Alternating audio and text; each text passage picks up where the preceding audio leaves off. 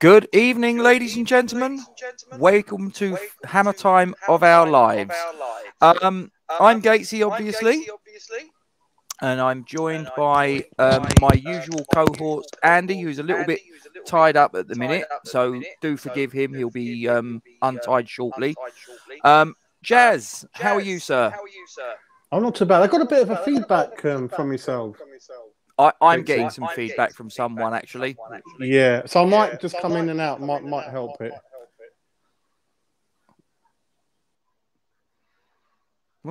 And then there was 3. Well, yes. I'm still getting feedback. Mine seems okay. Steve, have you got earphones in? No. I suspect it might be you then. Right, hang on. Let me go. Let me call he who knows all things and borrow his earphones. Hang on a sec. All right, mate, no problem. So, ladies and gentlemen, I'll get the preamble out the way. So, this is Hammer Time of Our Lives, season 95-96, which, as it says on the banner there, was our centenary year. So, we started the season obviously with Harry Redknapp in charge, and he made. I won't go into too much detail because I guess that Jazz has probably got all the information on the ins and outs. So I don't want to steal his thunder, but there was a little bit of a, with Harry, as we all know, there was a bit of a revolving door policy he had when it came to sort of player transfers. It was in and out and all the rest of it. This was obviously the season that was the lead up to a fairly major international tournament that was actually held in England. Euro 96. I can't believe it's that long ago. I mean, here we are in the year 2021. I remember Euro 96 very, very vividly. 3 lions on the shirt, Baddiel and Skinner.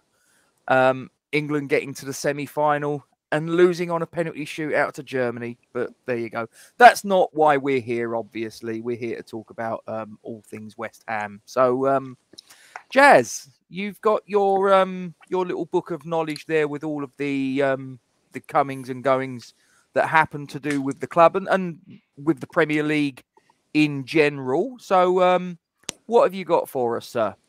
Yeah, looking at the transfers involving sort of West Ham, certainly a lot more money involved now, as you can see. We're into second, third season of Sky Money now.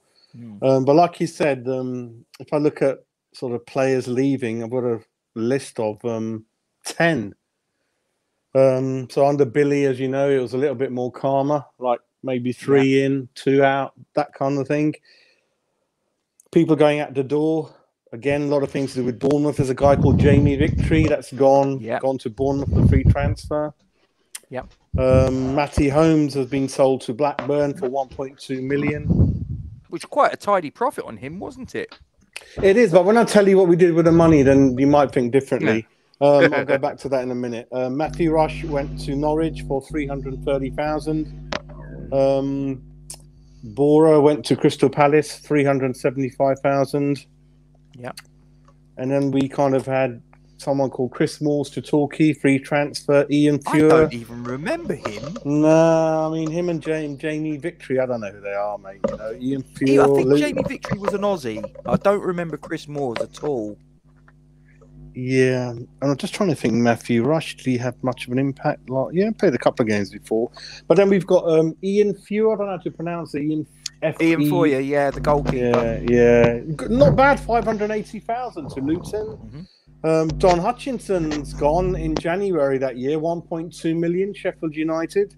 Yep. Darren Curry to Shrewsbury Town. 70,000. Martin Allen has gone. Yeah. Oh no. Yeah. Mad dog. Oh, he's gone. 500,000 to Portsmouth in February. We bought him for 750 in 1989, so not bad. Not bad. Got the money back. Yeah. Paul Mitchell to Bournemouth, free transfer. There's something going on with you. I don't know. I hope I'm not just thinking of because of Harry. All these players going on free transfers to Bournemouth. Is he getting something on the side? Allegedly, I must say, allegedly. So going back to 1.2 million coming in for Matty Holmes, that 1 million's gone on Marco Boogers. Yes. Spot, which is a crazy amount of money for someone. No one knows who he is. Harry admitted that he saw him on the back of a DVD. He's never seen him live. He just can't help himself and lived in the caravan. And I like to see how much we got for him, because obviously in that list of players going out the door, he's not on that list. So I doubt if we got anything much out of him going back to Sparta Rotterdam. Robbie Slater came in, the Aussie from Blackburn, for 600,000.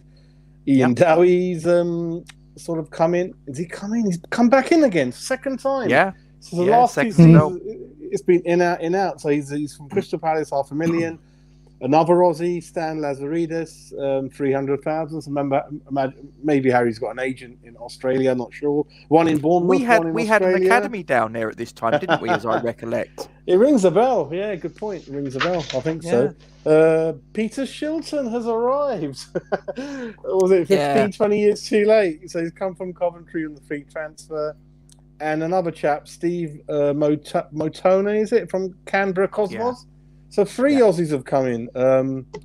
So that's kind of what's happened on our side. So to be fair to Harry, we've brought in players costing 2.5 million, and people going out the doors 4.3 million. So we're net spend. We're kind of in profit by 1.8 million.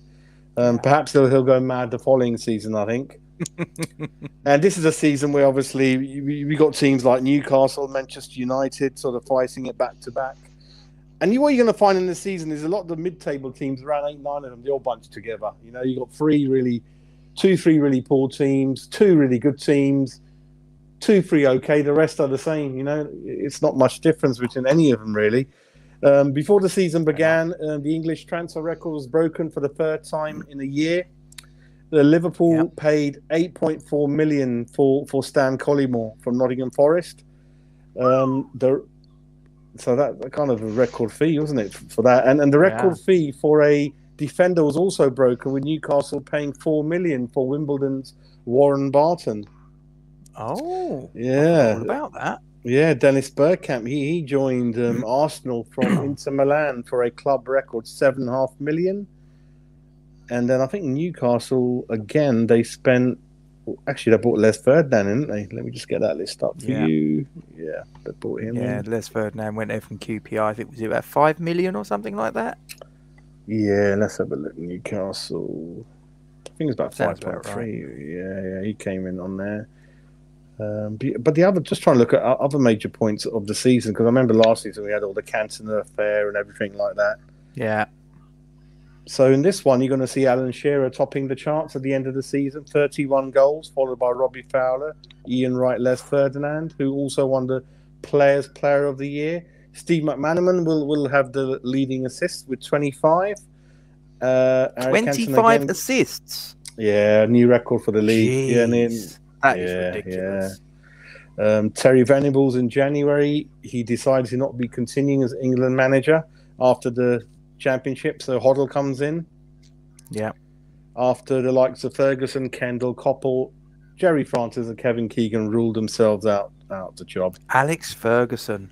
Wow. Yeah, and Glenn Hoddle is only 39 on a 4-year contract when he agrees to take over England. And the 33-year-old Dutch legend Ruud Gullit will take over. Yes. Bosman ruling, was this the season? A was it this challenge. Season it came in? It's mentioning that a legal challenge in the European Court of Human Rights by Jean-Marc Bosman gave out of contract players aged 23 above the right to become free agents and move for no fee. So perhaps from here it's all changed for the players, isn't it? So it is this And season. He wasn't much of a player, was he? He wasn't like a sort of like a top level player. I think he was quite a low down in the pecking order player from Belgium, wasn't he? He was, and also the ruling is that EU countries are restricted to fielding free players from the non-EU, and unlimited EU, but outside only 3, I think. So that's the main bit. So transfers are being broken.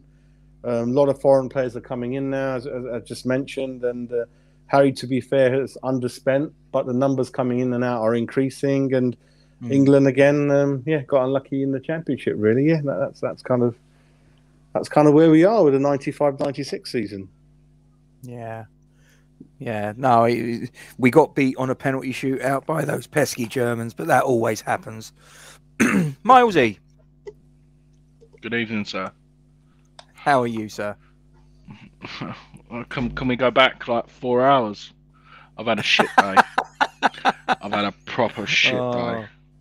Yeah. I'm not gonna lie to you. I'm not gonna. Mark's just put that one up. Wow, again, it just makes me feel incredibly old, guys. I don't know about you. I remember that really clearly. I mean, that was big sort of story of the time. 3 top-level professional footballers, one of whom is a European Cup winner, a league winner, and all the rest of it in Grobbelaar. Match fixing and bribery. I think nothing ever came of that, though, did it? Yeah. Not really. No.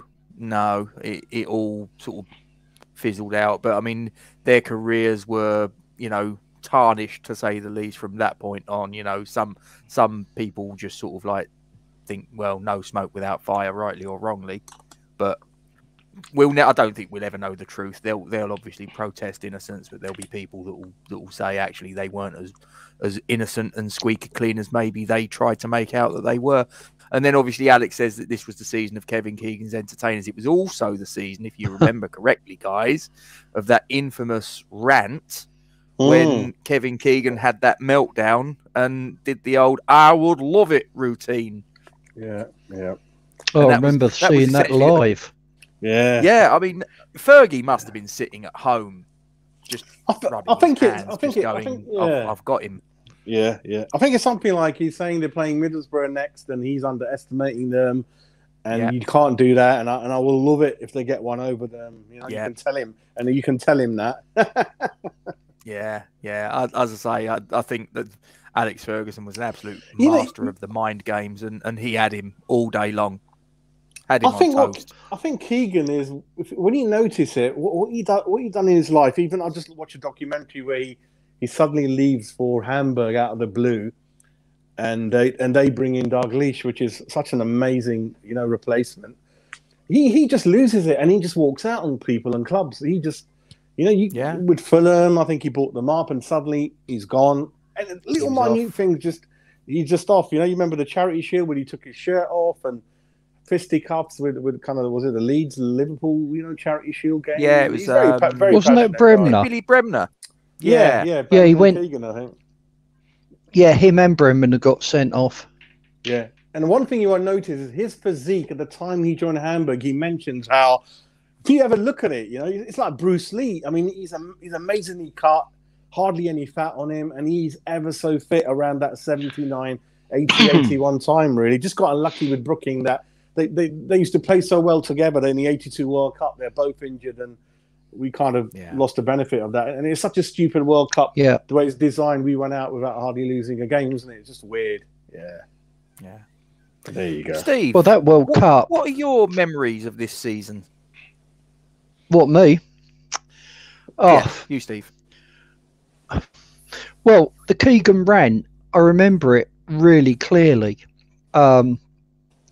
I think Newcastle were basically in pole position to win the league, if memory serves.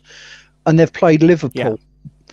And it's one of the most entertaining games I've ever seen. And Newcastle have ended up losing in the last minute or something. And I mean, again, you're asking my memory to be accurate on this. And Keegan just went into it at the end of the game. And you could tell he'd lost it.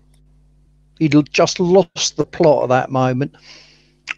My memories for the Hammers, I mean, I was digging around doing some research, and really that season was the sign of things to come, because the young Hammers won the Southern League, and they went on an 18-match winning run, which is a record. And that had the likes of, I believe, Joe Cole, Frank Lampard, those guys in it. And they absolutely trounced the opposition. So that those players would then come through and feed into the memorable season when we came fifth. When did we win the FA Yeah. Youth Cup? Because I remember watching that final. Was it That was against Liverpool? 99. No, we were runners up that this year. We I've got seen beat one over where 2 Owens. legs. I remember Owens in one of the teams, Liverpool, and Yeah, I remember we lost. Oh, we lost. so We didn't later win. on. I was there at the second leg. I was at the second leg or the first leg at Upton Park. We lost 2-0. And yeah, you're right. Michael Owen played in that game. Rio Ferdinand, Frank Lampard. I think I got a funny feeling Jamie Carragher play? So the Joe I'm not Cole sure. team comes a bit later on, doesn't it? Yeah. That was 3 years later. That's the one I team. remember. That was the team Yeah. that beat Coventry in the I final. went- That's it. Yeah. I went to the second leg of that. I Good think we crowd it beat was. Coventry. Was it 10-0 on aggregate? It was 9-0 at Upton Park. I know that. We absolutely What? smashed them. What, in the final? Yes. Yeah, so it was over 2 legs. I don't And remember. we Oh, okay. we absolutely hammered them. But I remember watching it at Upton Park because it was £3 to get in to watch it. So I thought, I'll have some of that. I'll go. It was on And, Sky. It was a good crowd. Yeah. Yeah, and they had what was the Bobby Moore lower or the Bobby Moore stand, one opposite Chicken Run and the stand opposite the Bobby Moore lower open, and so many people turned up. They had to open up the Chicken Run as well to get people in. And I remember people walking across the pitch to get in.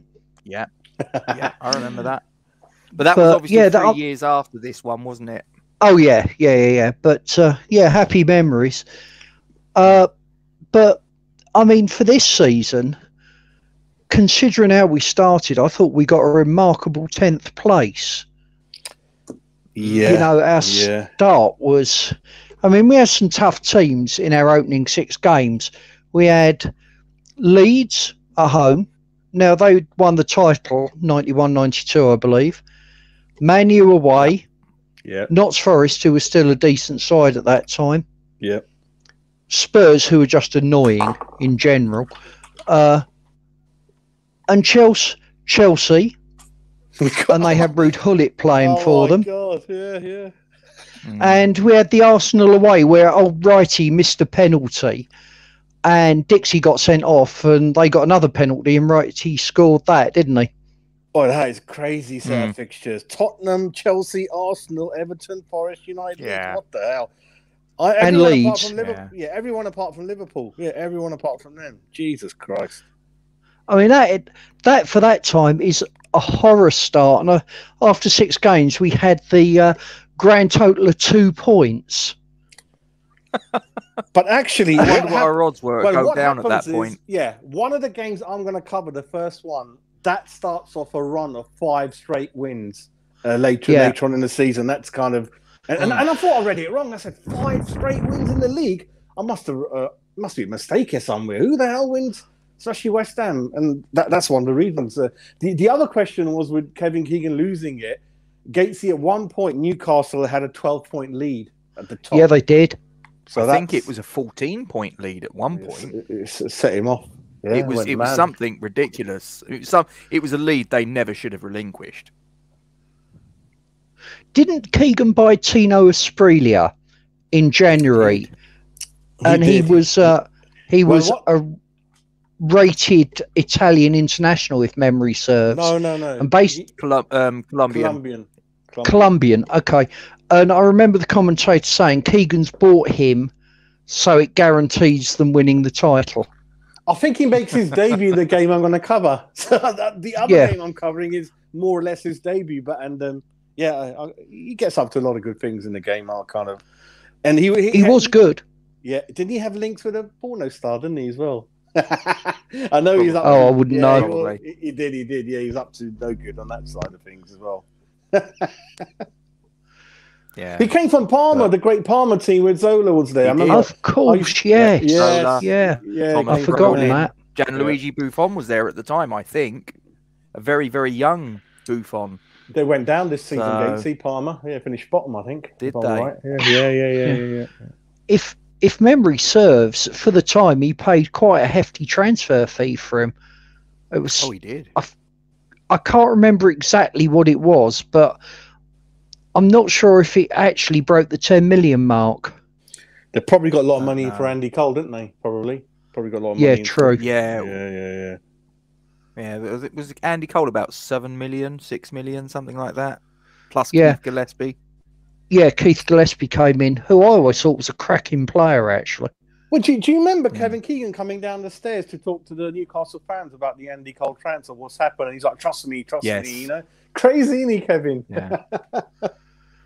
Yeah.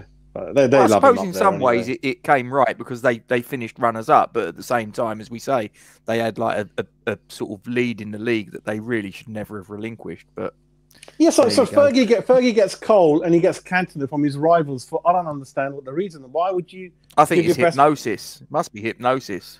He must be. I don't know what it is. Cantona for $1 million, allegedly Leeds wanted to get rid of him because he'd been. And this is entirely allegedly. I've got no proof. He'd been a naughty boy with one of the staff's wives or something, and they just wanted him gone. Oh, it takes two to tangle, doesn't it? Yeah, don't worry about that. It does. So, Cantona for $1 million. I remember sitting there at the time thinking, that's cheap. How the hell are they getting him for $1 million? And then allegedly, that's what was behind it. I'll tell you one more thing I just remembered from back of the Kaz Pennant podcast with Ambrose Mendy. So back in 89-90, when Ince obviously went to Manchester United, the initial fee was around about 700-800 or a little bit lower up front, and then it was going to be something per match for about 2 years because they weren't sure about, because he was fit as a fiddle, never missed a game, but in the medical, the issue that came his up, knee, I think, wasn't it? It wasn't his knee. Oh, wasn't it? Oh, I think it was his knee. Okay, I can't remember now. But basically, West Ham, if they stuck to the deal at the end of the two, whatever, they were going to end up with $1.5 million. But what they done, they were absolutely skinned, and they go, no, just give us 750,000 cash up front. Forget about, and we spent all of that on Martin Allen. I'm thinking we gave Ince away for 700-800 grand. Some of the things our board and chairman do. And that's the same chairman that kind of got rid of Lyle and then did that. And I'm like, what the hell, So we gave Ince away for next to nothing, really. But I think people are feeling cost the same amount of money what we got for Ince. I mean, crazy. Yeah. So I know. Just taking it over to. Sorry, Steve. Yeah, I was going to say, I know John Lyle was undoubtedly our most successful manager ever. But we often forget he did get relegated 3 times. Don't misunderstand me. I remember when Lyle was appointed, when they moved Greenwood upstairs. I'm that old. And I remember going over to matches and watching John Lyle's teams, and they were superb. But the other side of it is, when they got rid of Lyle, now I don't think they should have done. I mean, Lou McCurry for John Lyle. No sense in that at all to me. In fact, I think I was in my first year at university when that happened. But that was his 3rd relegation, and I just wonder whether the board turned around and went, right, that's 3, that's enough. You just don't know, do you?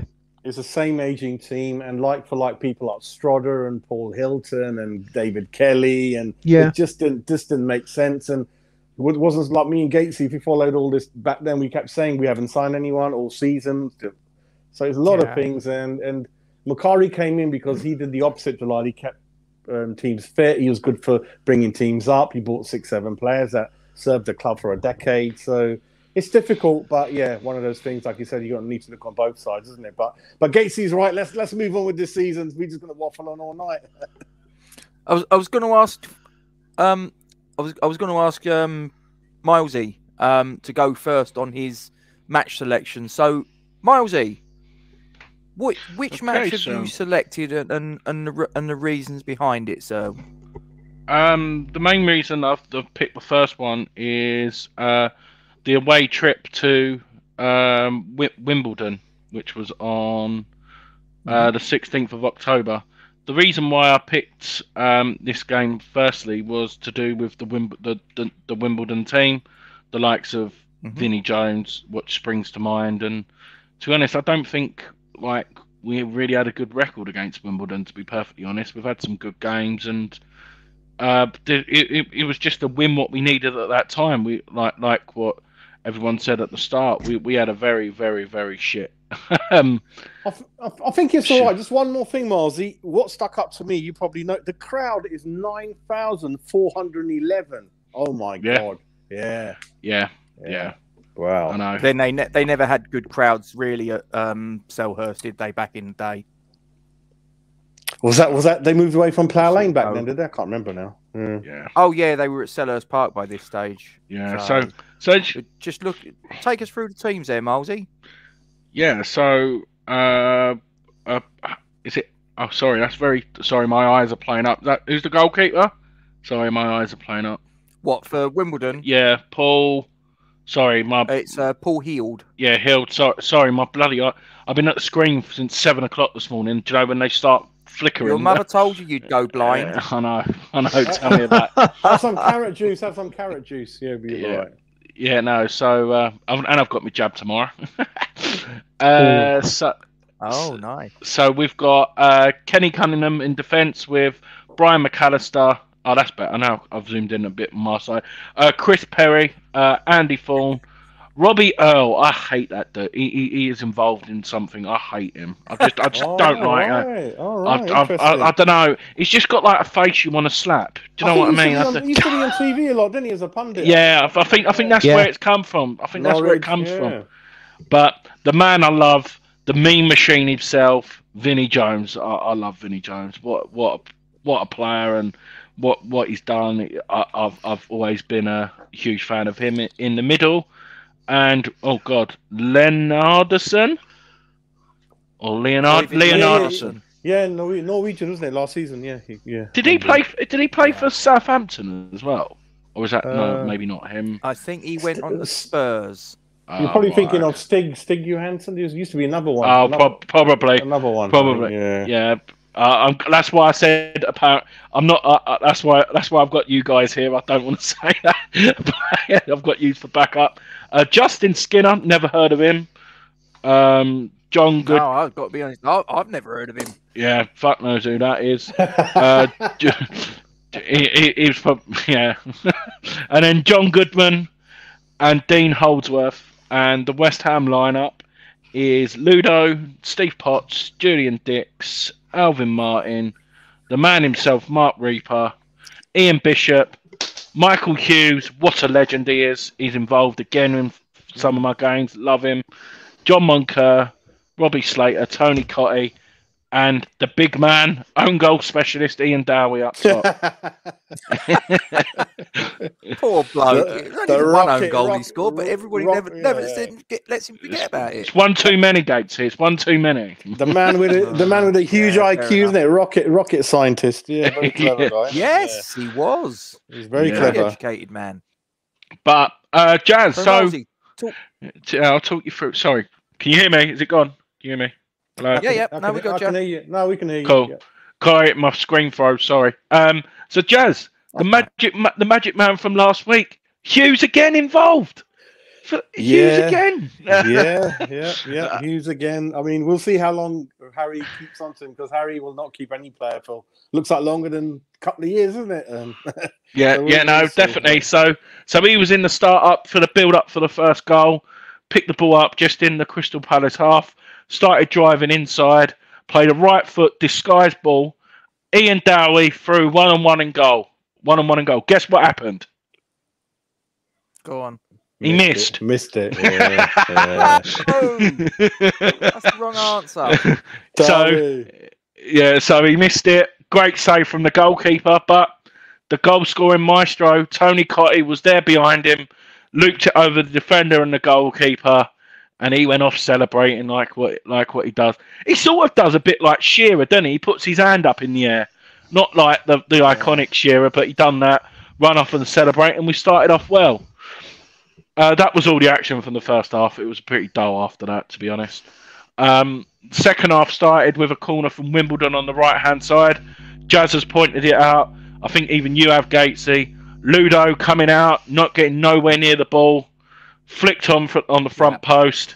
It's a bit of a scramble in the box. And then the man who I hate, Robbie Earle, done an overhead kick from near the penalty spot. and hit the crossbar.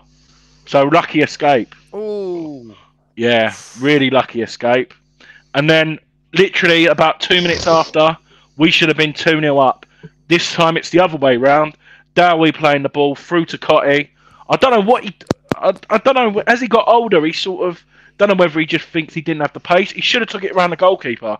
Goalkeeper was coming out. He should have took one big touch around him, open net, but he tried to be cute and slot it past him. No, he's got pace. I mean, the game I'm going to cover, which surprises me. Yeah, he's definitely got it. Yeah. I don't know. The goalkeeper did look quite big, so I don't know whether he was just scared that he's just going to take him out or something, or try to fool him. And then we had one more chance in the game. This was great play between Potts and Bishop. Bishop then got the ball right out on the right-hand side, sort of like a Beckham run-up, especially where he's wearing the number 7 shirt. Took one touch, crossed the ball in, a Dowie with a diving header. The only problem was it was straight at the goalkeeper, and that was pretty much it for the action. But the thing what done me, I don't know whether they didn't put it in, but we didn't make no subs in this game, which is surprising. Okay. If you look, we didn't make no subs. I know we have. There's nothing listed, is there? Yeah, so it didn't look like it, to be honest. And I don't know whether when I was like sort of thinking about it as well, whether injuries played a part. Maybe that was the reason why we started off so bad as well, because you'd think you'd bring someone on for some sort of fresh legs, but no. This was the reason why I picked the game. Was any victory in the Premier League's good, but away from home's even better. And I don't like Wimbledon. Yeah, a bit like me, wasn't it? I'm not. But then I'm surprised, Miles. Our record ain't bad. Like last time we covered, we done all right. We're not beaten in this season. I think we draw the other game, so we're not bad. We're not bad, but I don't like them. Like I don't like them. Yeah, I know, and I think it's more to do with a lot. They're just a hard team. They just remind me of Stoke. Do you know what I mean? Like Stoke when they were in the Premier League under Tony Pulis, just an horrible team to play against, and when you get a result against them, you know you've done well. But no, in the middle of October, getting a win at Selhurst Park, that hasn't changed that ground, is it? No, that hasn't changed. Still not the same. Tremendously. Yeah. Not Am I really. really cutting out? No. Oh, okay. No, not at all. Oh, it's just you. It must be mine. It's yous are like really like slow, so it must be my thing. What I'll do is, Gatesy, I'm gonna come in and come back in again, but that's my game over. Yeah. Yeah, you sound good, Cheers, mate. Marcy. No issues with Yeah, no, that. you sound Yeah, fine no as far as issues we're at all. concerned. It's just more seeing yous. Like yous are like really jittery when you're moving, so it's more what I can see on my side. So I'm just gonna come in and come back out again. Yeah, Okay, start mate. the propeller again, No mate. problem. The broadband propeller with your hand. I'm impressed you can see me being jittery. No, Steve, I can see you trying to reach for a drink, mate. It's taking forever, isn't it? Terrible. Sorry, you was asking for that one. I was indeed, Speaking of mate. reaching No for a problem. drink, I'm now going to go over to Jazz. What are you drinking today, Jazz? Is it rum?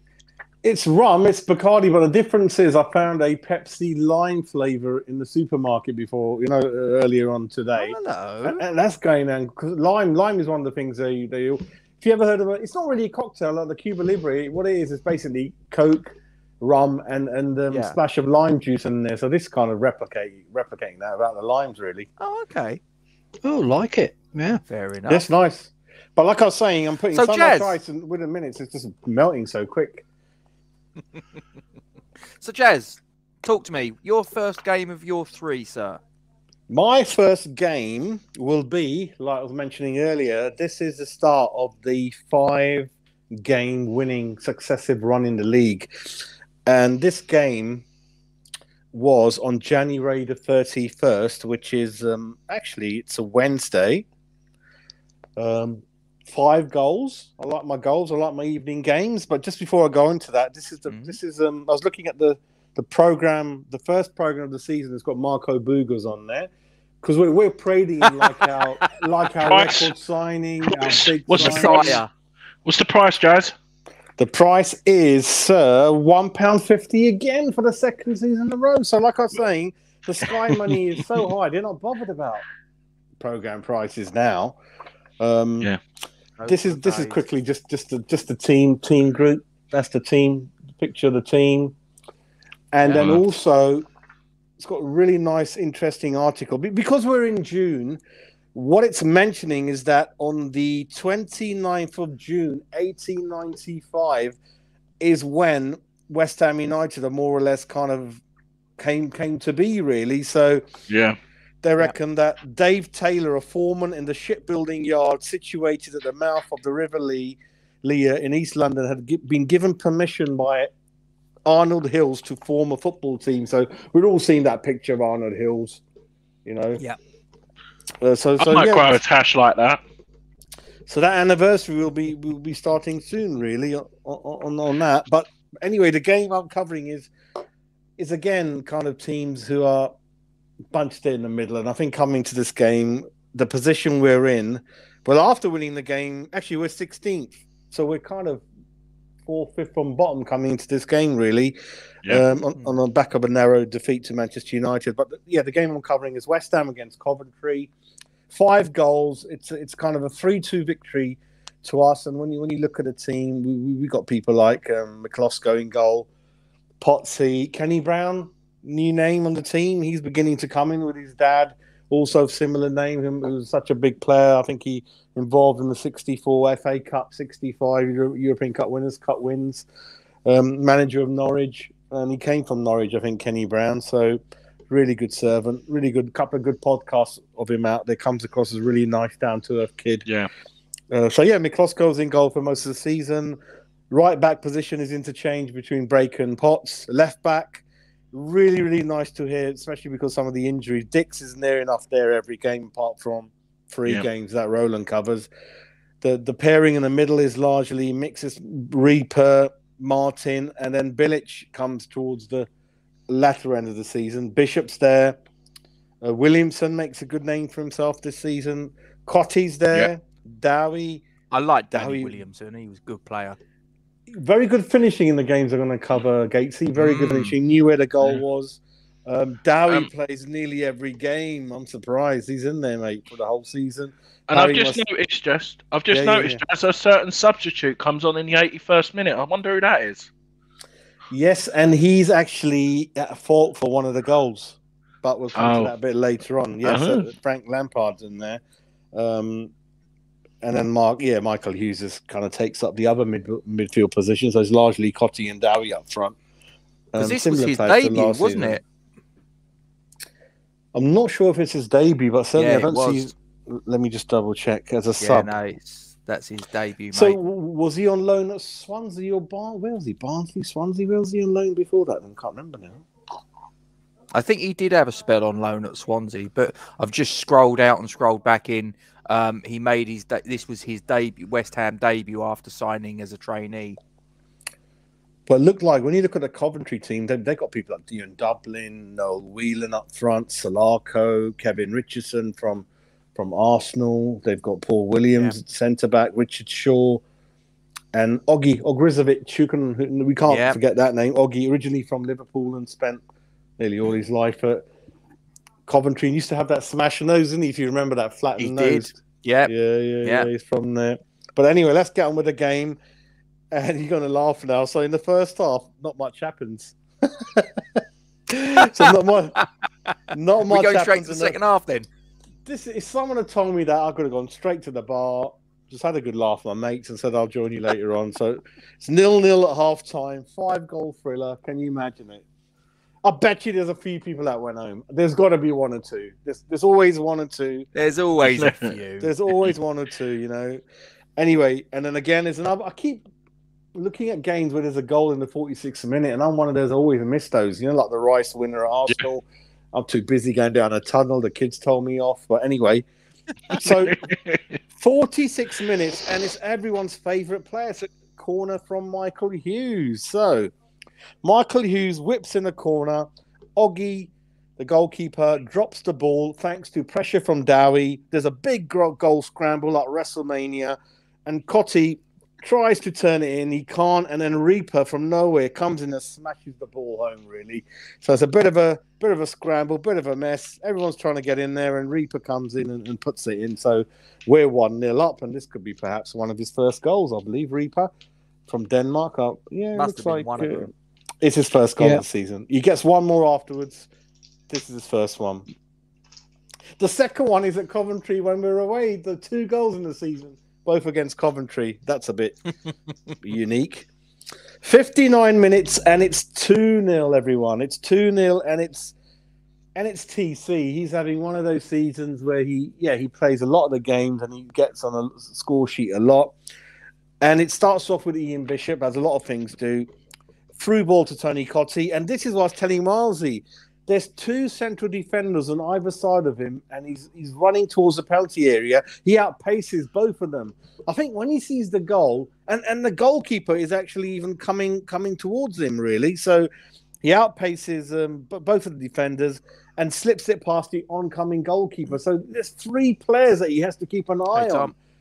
And there's not many players that can do that. A lot of players fall over, do all kinds of things. He stays calm. He outpaces 2 of them. And even the goalkeeper's coming out to take him out, and he slips it in. So we're 2-0 up after 59 minutes.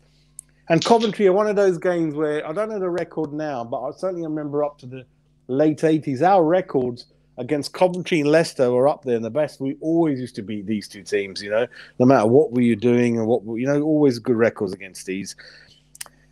But just as, as a West Ham fan, it never gets comfortable. You're thinking it's 2-0, 59 minutes gone. Oh, I can relax a bit. Well, 3 minutes later, it's 2-1. So Dion Dublin, it's always the West Ham way. It's the West Ham way, yes.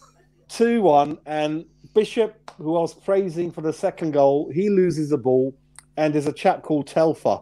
He runs down the right side. He crosses, and Whelan from Leeds originally gets his foot on it, and Dublin anticipates and puts it home. And that word anticipation, again, I was watching Frank McAvaney on another channel, and he was mentioning about Antonio, saying, similarly to me, that you can have a go at him about what he does. And he just wishes more players were in the box and more players anticipated. Instinct, isn't it? Yeah, and McAvaney says that he reckons a large chunk of his goals are because of anticipation. He goes, you can make that run, but that one time it's going to happen in the game where no one knows. And I think that's missing. A lot of wingers are playing up front, which I kind of hate. Yeah. I hate the one up front. So this is where kind of players like Dion Dublin. I mean, when Whelan hits it, there's no one there. So Dublin just comes out of the blue. He doesn't know the ball's going to go there towards the left side of the post, but he's there at the far post ahead of the goalkeeper. Again, Mikulosko, a lot of these goals I'm seeing, he's just not there. He's good. I think he's a good shot stopper, but crosses and I don't know, just 1 or 2 things really. So it's 2-1, squeaky bum time, ladies and gentlemen, and we hold out for another 20 minutes. 82 minutes gone, and the likely thing happens. It's 2-2, and it's Dion Dublin's strike partner Noel Whelan. So Julian Dix this time loses the ball. It goes to a chap called Pickering. He finds Whelan. And it's kind of like it's not really clear-cut overhead kick, but it's a bit like that. It's kind of a kick over his head. And Lampard is the one that was marking Whelan. I was going to say he came on literally. So if the goal happened on the 82nd minute, he came on 81st minute. Yeah. And he should have really stopped Whelan from getting that overhead kick in, and he didn't. So you see this really young, scared kid, nervous kid, just standing next to Whelan, not really doing much, and it's 2-2. And perhaps that's what started the West Ham fans off. I don't know with Lampard. I really don't know. But anyway, now we're probably thinking we're going to lose this. No one's going to think we're going to win this. But 89 minutes gone, and Ian Dowie scores. So it's a long, hopeful ball into our area. Danny Williamson sends it over his head. Richard Shaw fails to clear, and Dowie steers it home. But like Marzi was saying, it was very hard to miss this goal. He's well inside the penalty area. The goalkeeper's come out a bit early, and you've just got to make sure it's on target and it's going to go in. And we hold on, and we win 3-2, and it's the start of a 5-game winning run, really. So, 5 goals, all second-half goals. I don't know if this is a record or not. similar people are involved. Michael Hughes, Bishop, and up and down game. But we luckily, but that's a Harry Redknapp team, isn't it? You know, goals that way, no structure. Everyone's just going at it gung ho. It's coming to it's all coming back now. The memories of Harry, all entertainment. So that's my game. That was a good selection. That was a very good selection, in my opinion. And apropos absolutely nothing, this comment here, out TFI Friday, useless piece of information. I fixed Danny Baker's dishwasher the other week. I remember you saying, Takes us nowhere. He's a Millwall fan, isn't he? Yeah, Gatesy. he is. Yeah. And He's you all still right. fix his dishwasher? I'm impressed. No, he left the screw loose. Yeah, that's it. But this one here that Mark mentions about a very famous photograph, I think he might be referring to this one. Oh, wow. Because Strachan was on the bench, Gatesy, for my game, so they're both coming on together. Yeah, that's right. They both came on at the 81st minute. So, there's Harry with his nephew, and obviously the older pro there, Mr. Strachan, who was. He hasn't really aged, does he, Strachan? Not really. He looks the same, doesn't he? Great player. I saw him live once. Great orchestrator. Oh, he's a brilliant player. Yeah, like McAllister. Yeah. Great centre mid players. Yeah. Brilliant. I should point out this isn't the programme for the Coventry game. This is the programme for one of the other games that we're going to cover. I did look for the hang on, or is it? No, hang on. I think the Coventry. No, I don't have it. Yeah, I don't have it. It's here somewhere. It's here somewhere. I'm sure it is. It's one of these. There you go. That's the Coventry programme, ladies and gentlemen. I got there in the end. JC. Yeah. I think that's Steve Bruce next to him, isn't it? Yeah. Looks cool, like could be, yeah. Again, talking about smashed up noses, that was a smashed up nose. Yeah, that's what I was going to say. Yeah, it's the only nose I've ever seen that actually turns through 90 degrees. A bit like Alan Prost's, the motor racing driver back in the day. That's cruel, but probably. Oh yes, he did have a bit of a schnoz on him. To be fair, I remember that. But, cool, didn't he? So Steve, we've come to you now. Oh well. Sorry. Well, the first game I've picked is a game that lives in West Ham memory for possibly all the wrong reasons, but it is an absolutely legendary game. We started the season by losing 2-1 to Leeds after we'd taken the lead, typical West Ham. And then we go away to Man U. We do. And that was a game for so many reasons that all West Ham fans remember. I mean, Man U's team, if you listen, it was Schmeichel, Irwin, Bruce Pallister, Neville, Beckham, Butt, Sharp, Keane, Scholes, and Brian McClare, who I have no memory of at all. Ben Thornley, who also don't know anything about, came on for McClare after 84 minutes, and Andy Cole came on for Scholes after 68. So that's the team we're up against. And for us, we've got McCloskey, Reaper, Dix, Breaker, Potts, Martin Allen, Ian Bishop, who I thought was a brilliant player. I love watching Ian Bishop play. Yeah. Don Hutchinson, Danny Williams, who was substituted on the 72nd minute for Marco Boogers. John Moncur and Tony Cottee. Now, a bit like Jazzy's game, the first half was a bit of a non-entity. It was 0-0. You know, nothing much happened really. You just sort of kicked it about, kicked each other, and 0-0. Old Trafford away, second game of the season, half time. I'm okay with that. Did you mention? Particularly with that. Did you mention me? I just heard my name. I said. I just said it was like your game. The first half 0-0. Not a lot happened. Yeah. It was the second half. It got really interesting because on the 50th minute, West Ham have got two men trying to cut out the Manchester United player who's about to cross it. McCloskey is out of place and looking at the ball. I think he's expecting a shot to his near post. And the two West Ham players managed to fall over themselves. The ball gets crossed. Sounds about right. It was the most elegant piece of defending we'll ever see. And the ball gets crossed across, completely wrong footing Ludo, for Paul Scholes to run in and tap it into an open net. Typical West Ham. Yeah. Held him out brilliantly for the first half. Second half, 5 minutes in, we go down. And you're just sitting there thinking the worst, how many is it going to be? Yeah. And then for the Hammers, one of the best bits of skill I saw all that season was John Moncur. Oh. The ball breaks to Moncur on the edge of the box, and there's Manchester United defender there. And Moncur, with his left foot, flicks it over his head into space in the penalty area, runs onto it and crosses it, and then for the best finish of the night, Steve Bruce scores an own goal. Did I laugh? Yes. It was and all the Manchester United players are patting Brucey on the back, going, "Don't worry, yeah, it's okay, it happens." And I just laughed. I thought, great, 1-1. But it was the Moncur bit of skill that set that up. It was sublime. If Cantona had done it, not Cantona, sorry, if Zidane had done it, everybody would be raving about it. But it was lovely. The control and the finesse to get that ball past the defender and knock it across was exceptional. And I always thought John Moncur was a great player. He could be gritty when he needed to be, but he also had a fantastic turn of skill on him, and that was brilliant. Loved seeing that.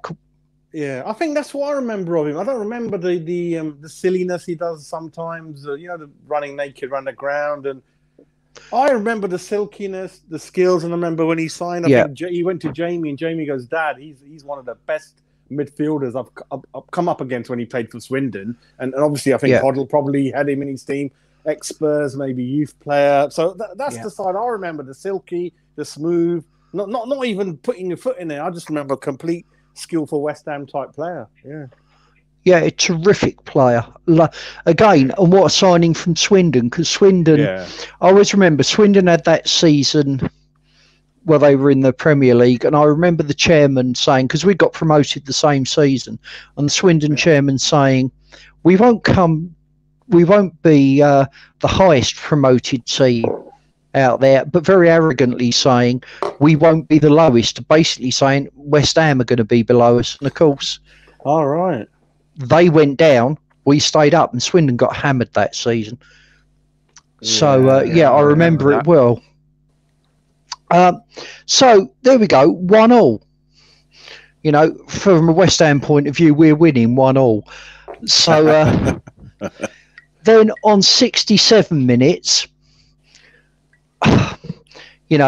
and this was a goal nobody could have stopped. Roy Beckham runs through, just stands there, has a bit of a look round, passes it to Butt, one touch, Roy Keane goes in the box, smashes it past Ludo.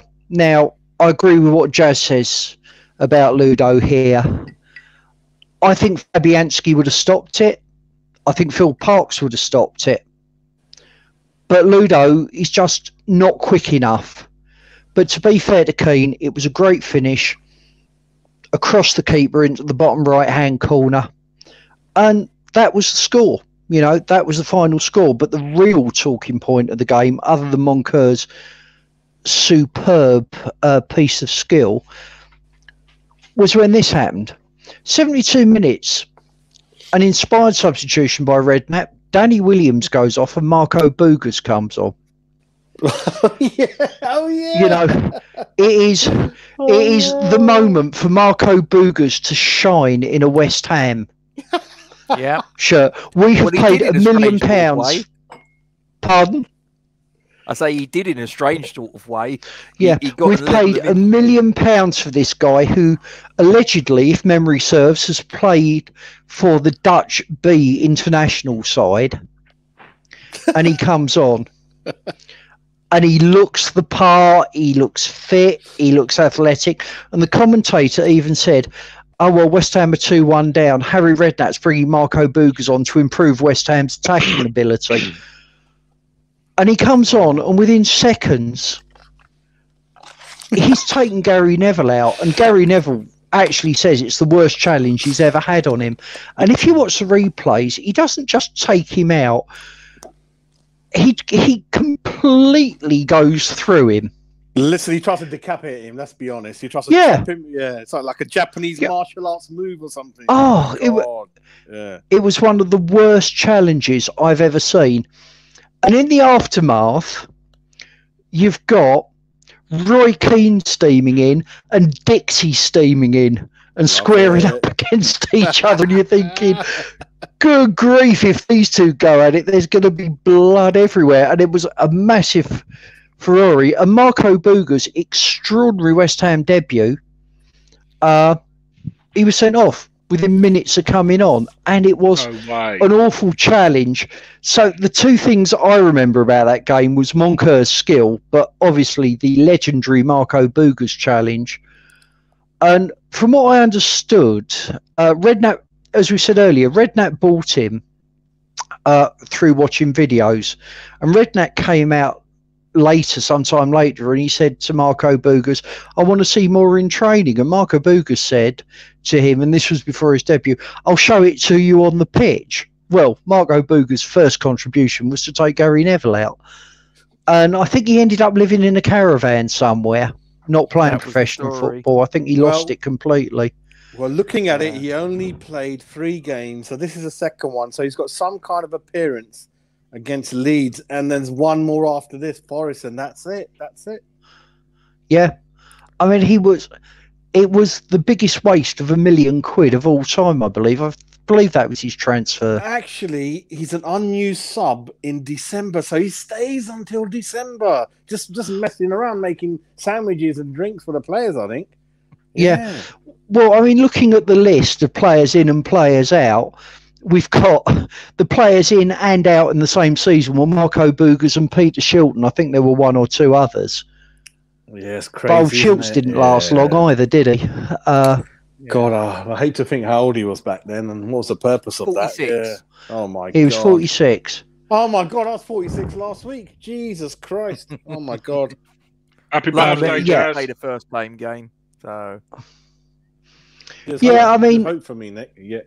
I remember back in the 70s seeing Shilton live when he played for Stoke, when he was at the height of his powers. And that game, West Ham hammered on the Stoke goal all game.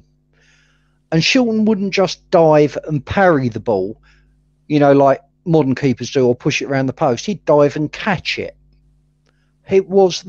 I have to say, it was the best example of goalkeeping I think I've ever seen. And we ended up winning 1-0 with old Brian Pot Robson scoring a header from virtually point-blank range that nobody could have stopped. But if Shilton hadn't been in goal, we'd have won 4-5-0, the shots he stopped that day. He was unbelievable. I think that was 76, 77 season. Yeah, it's just that when I used to see him for Derby and Southampton, I certainly think Parksy was up there with him, but Bobby Robson didn't pick him and didn't pick Martin, and Gatesy knows me, keeps moaning about it, but I think Parksy was up there up to 86. I agree. He was playing for Southampton. More than 1 cap. Yeah. No, I think he was better. Clements is up and down. I think Parksy was more consistent. And then, well, they reckon that was a golden age of goalkeepers, because we had Clements, we had Shilton, we had Parksy, and we had Paul Corringham. I think he was Man City. He was playing for Joe Corrigan. Joe Corrigan, that's it. He was playing for Coventry. And in any other era, if we'd had one of those keepers, they would have won multiple caps. Don't forget the Ipswich goalkeeper. I thought he was Man City's goalkeeper, I thought. Callahan. Oh, no, I think you're right. Sorry. Yeah, I think he was. I take it back. Go on, Jazz, you were saying? The Ipswich goalkeeper was good. 81, 82. He was all right. Yeah, he was all right. Yeah, very he was, good penalty. Wasn't very good penalty. He was quite saver. short, wasn't he? He's a penalty saver expert, he was. Alan Brazil tells me. He was. Yeah. Do you know the little trick that he used to do? I forgot. I remember listening. Virtually all goalkeepers at a penalty will stand basically in line with a penalty spot. He would shift over to one side, and he'd be saying to the penalty taker, "Well, go on, you've got all that to aim for. I'm over here. crack on sort of thing. And the penalty taker would be like, what the hell do I do here sort of thing. And he'd get into their heads a little bit. It was a little bit of mind games. He had a bit of a reputation for saving penalties, Paul Cooper. But I think he was only about 5'10" or something like that. But just gonna get Mark's comment back up, guys. Do you remember this when they used to do the beanbag to Upton Park for away games? Do you remember when we used to have that? It's happened to me once in 1989-90 season, Division 2, the Leeds game. I kept saying it's such a big game, that one. So it happened around March. So we were playing at Ellen Road, and they did it. And I thought, that's weird. So I went, there was a program issued, and we were in the West Stand. So it was the West Stand, everyone's only in that ground. And they put a big screen up, and it was a fairly good crowd. And the commentary was... I was a West Ham player doing it. I forgot who it was now, but Ray Stewart made a comeback in that game. Actually, I think Ray Stewart did a commentary. I just remember now. I think Ray Stewart. Good game. I think we just edged out and lost, but they thought because Leeds and West Ham back then, Gates, we were huge clubs. Just ended up in the wrong division, and Newcastle was in the same league that year. Sheffield United, Sunderland. Ipswich, it's really hard, and it only took us to the following season to come up. Yeah, I've done it once, mate. I've got the program somewhere. I don't know why we don't do that now. Why can't they do that now? I don't know whether there's some rule against. Well, we don't own the stadium. Would be. Well, no, I know there's that, but I don't know. I don't see why we couldn't utilise. Maybe you take more business away from the pubs. Just saying this about Mark. Yeah. Just what Mark's saying here, I do remember John Burridge's warm-up. Actually, because he was very, very athletic. He was always sort of doing stretches. He was a Newcastle goalkeeper, Gatesy, that season. Mate, he had more clubs than Tony Jacklin, to be fair, over his career. It was ridiculous. I remember. He was good. I went to see the five-a-side tournament up at Wembley. They used to do it back in the day. I can't remember who Burridge was in goal for. But you're not talking about the Evening Standard, are you? Are you talking about that one? Yeah, it could be. Could be. I mean, I was only a kid at the time.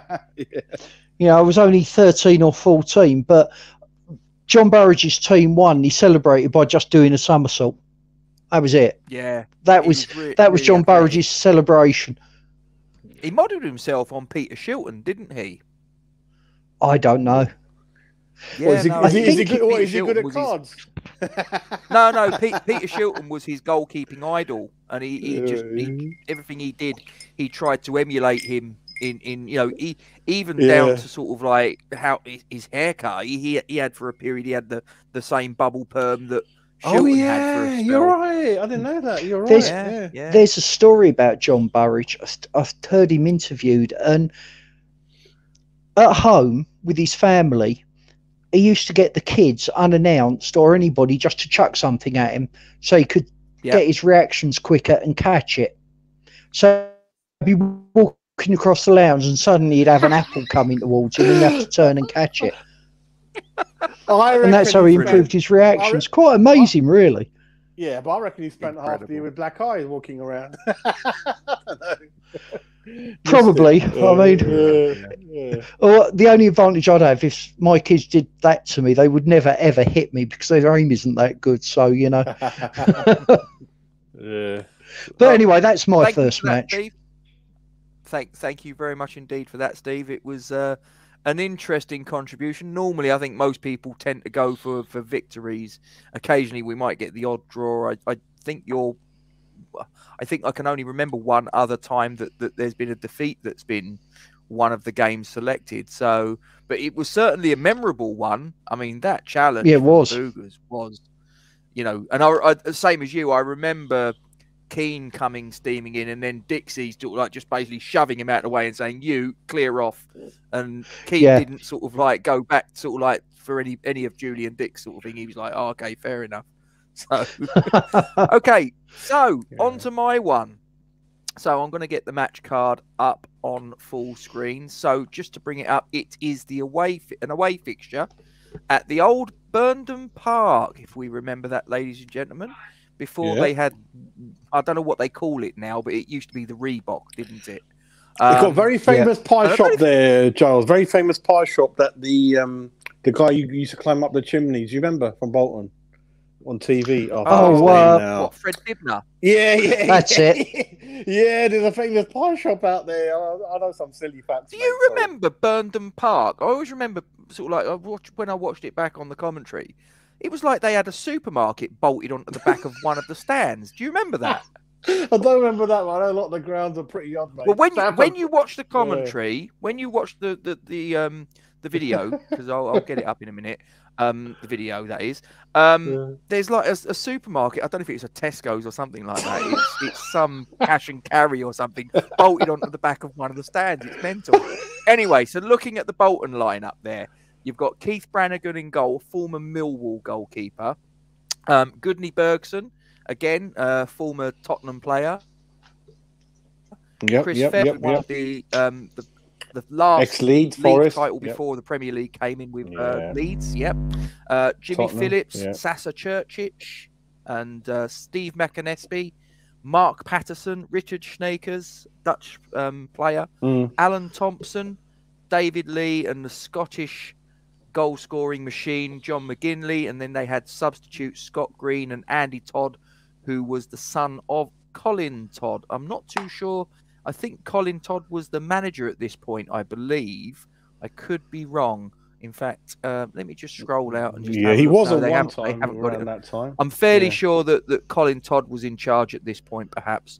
And then you look at our lineup: Ludo in goal, standard, and then you had at the back you had Potsy, Alvin Martin, Mark Reaper, and Keith Rowland. No Dixie playing here, you'll notice. John Harkes, remember him, ladies and gentlemen? He had a loan spell with American. us. Yeah. Don't mention John Harkes to his former USA colleague Eric Winalda. Do you know the story about that? No. Oh, just to sort of, we do this often. We divert in various different directions. John Harkes was I think he was the captain before the World Cup in 1998. And I think it was Steve Sampson that was their coach at the time. And he was like, he's our captain for life, this, that, and the other, and all the rest of it. And then very shortly before the World Cup, he was dropped, I think, very, very out of the blue and all the rest of it. And everybody was like, what the hell's going on? This is really weird. And it came out a little while later that basically John Harkes was knocking off the wife of his teammate, Eric Winalda. Okay. He played for Sheffield Wednesday, didn't he, Gatesy? I think, John Harkes, he played for Sheffield Wednesday, he played for Derby, obviously had a spell on loan with us. So he did the rounds. But that's the story with John Harkes and Eric Winalda are not exactly best pals. Anyway, moving on. So you've got Ian Bishop there, Michael Hughes, Danny Williamson, Tony Cotty and Ian Dowie. And just looking there, sort of like Cotty and Dowie again, it's the old school forward lineup of a big guy and a little guy sort of thing, the target man, sort of like, knocks the ball down for the little guy buzzing around to sort of pounce onto and pick up the pieces. And to be fair, in this season, it was a pretty fruitful partnership one way and another. I think it looks like Dix had a suspension. He only missed 3 games, and the first one's this one. Yeah, it looks like a 2-3 game suspension. He did pick up a few cards in fairness. Yeah. But so I'm going to get that off the screen, and I'm going to click on the video link for the Aldi Martin Tyler's commentary of Bolton Wanderers 0, West Ham United 3. And as I say, keep an eye out, because at the back of the stand behind where the Bolton goalkeeper is, all the goals that West Ham score, you can see it. I don't know if it's not a Tesco's, but it's like a supermarket sort of store or whatever. It's bolted onto the back of one of the stands. Really weird. Anyway, enjoy it, ladies and gentlemen. So we kick off here the second half. The scores are locked at 0-0. Bolton bring the ball forwards down there, but it's intercepted by Keith Rowland. Plays the ball forwards, but Fairclough collects it, goes back to Keith Brannigan, launches the ball long to into the West Ham half. Here's Steve Potts on their right-hand side. Ball's played forward. It drops to Ian Bishop, making a marauding run down. Unleashes a shot, and it's a goal for West Ham United, and that's a fantastic start to the second half for Ian Bishop on his 200th appearance in all competitions in claret and blue, puts West Ham 1-0 in the lead. And it was a fantastic strike from fully 25 yards, and Keith Brannigan was completely helpless and sends the West Ham fans into delirium. Here comes Steve Potts now down the right-hand side, and it's cleared, and a West Ham corner, but they're really turning up the pressure now on Bolton Wanderers, who are hanging on for grim death here. So corner kick to West Ham United, and Steve Potts making good progress down the West Ham right-hand side. So setting up here for the corner, played in, and Brannigan goes for it. Ball's loose. It drops to Tony Cottee, lashes it home, and Chris Fairclough couldn't keep the ball out. And that's 2-0 to West Ham United. And it's been a fairly dominant performance in the second half, you have to say. There was the corner being swung in. Mark Reaper went up for it.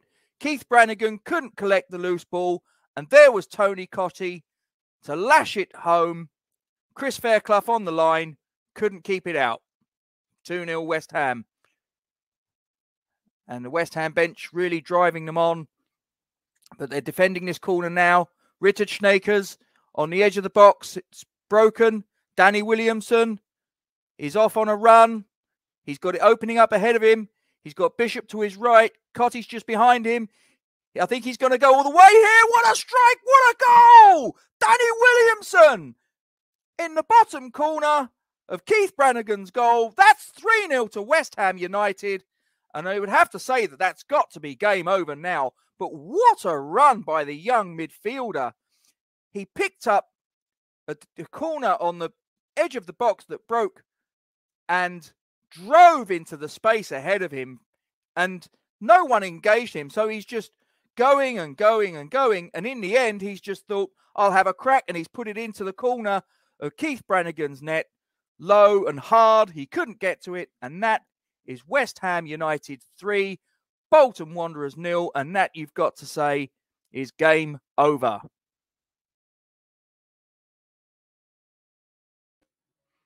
Did you see the supermarket bolted onto the back of that stand? Yeah. You can see it better when you... Jazz, you're muted. What a finish from Williamson. Amazing. That was a great run and great run and finish. I was gutted when we got rid of Danny Williamson to Everton. And his career sort of petered out. I think he got an injury. I can't remember. I think it might have been a ankle or something like that. But his career, unfortunately, ended quite prematurely. But I thought he was a cracking midfielder. Absolutely brilliant.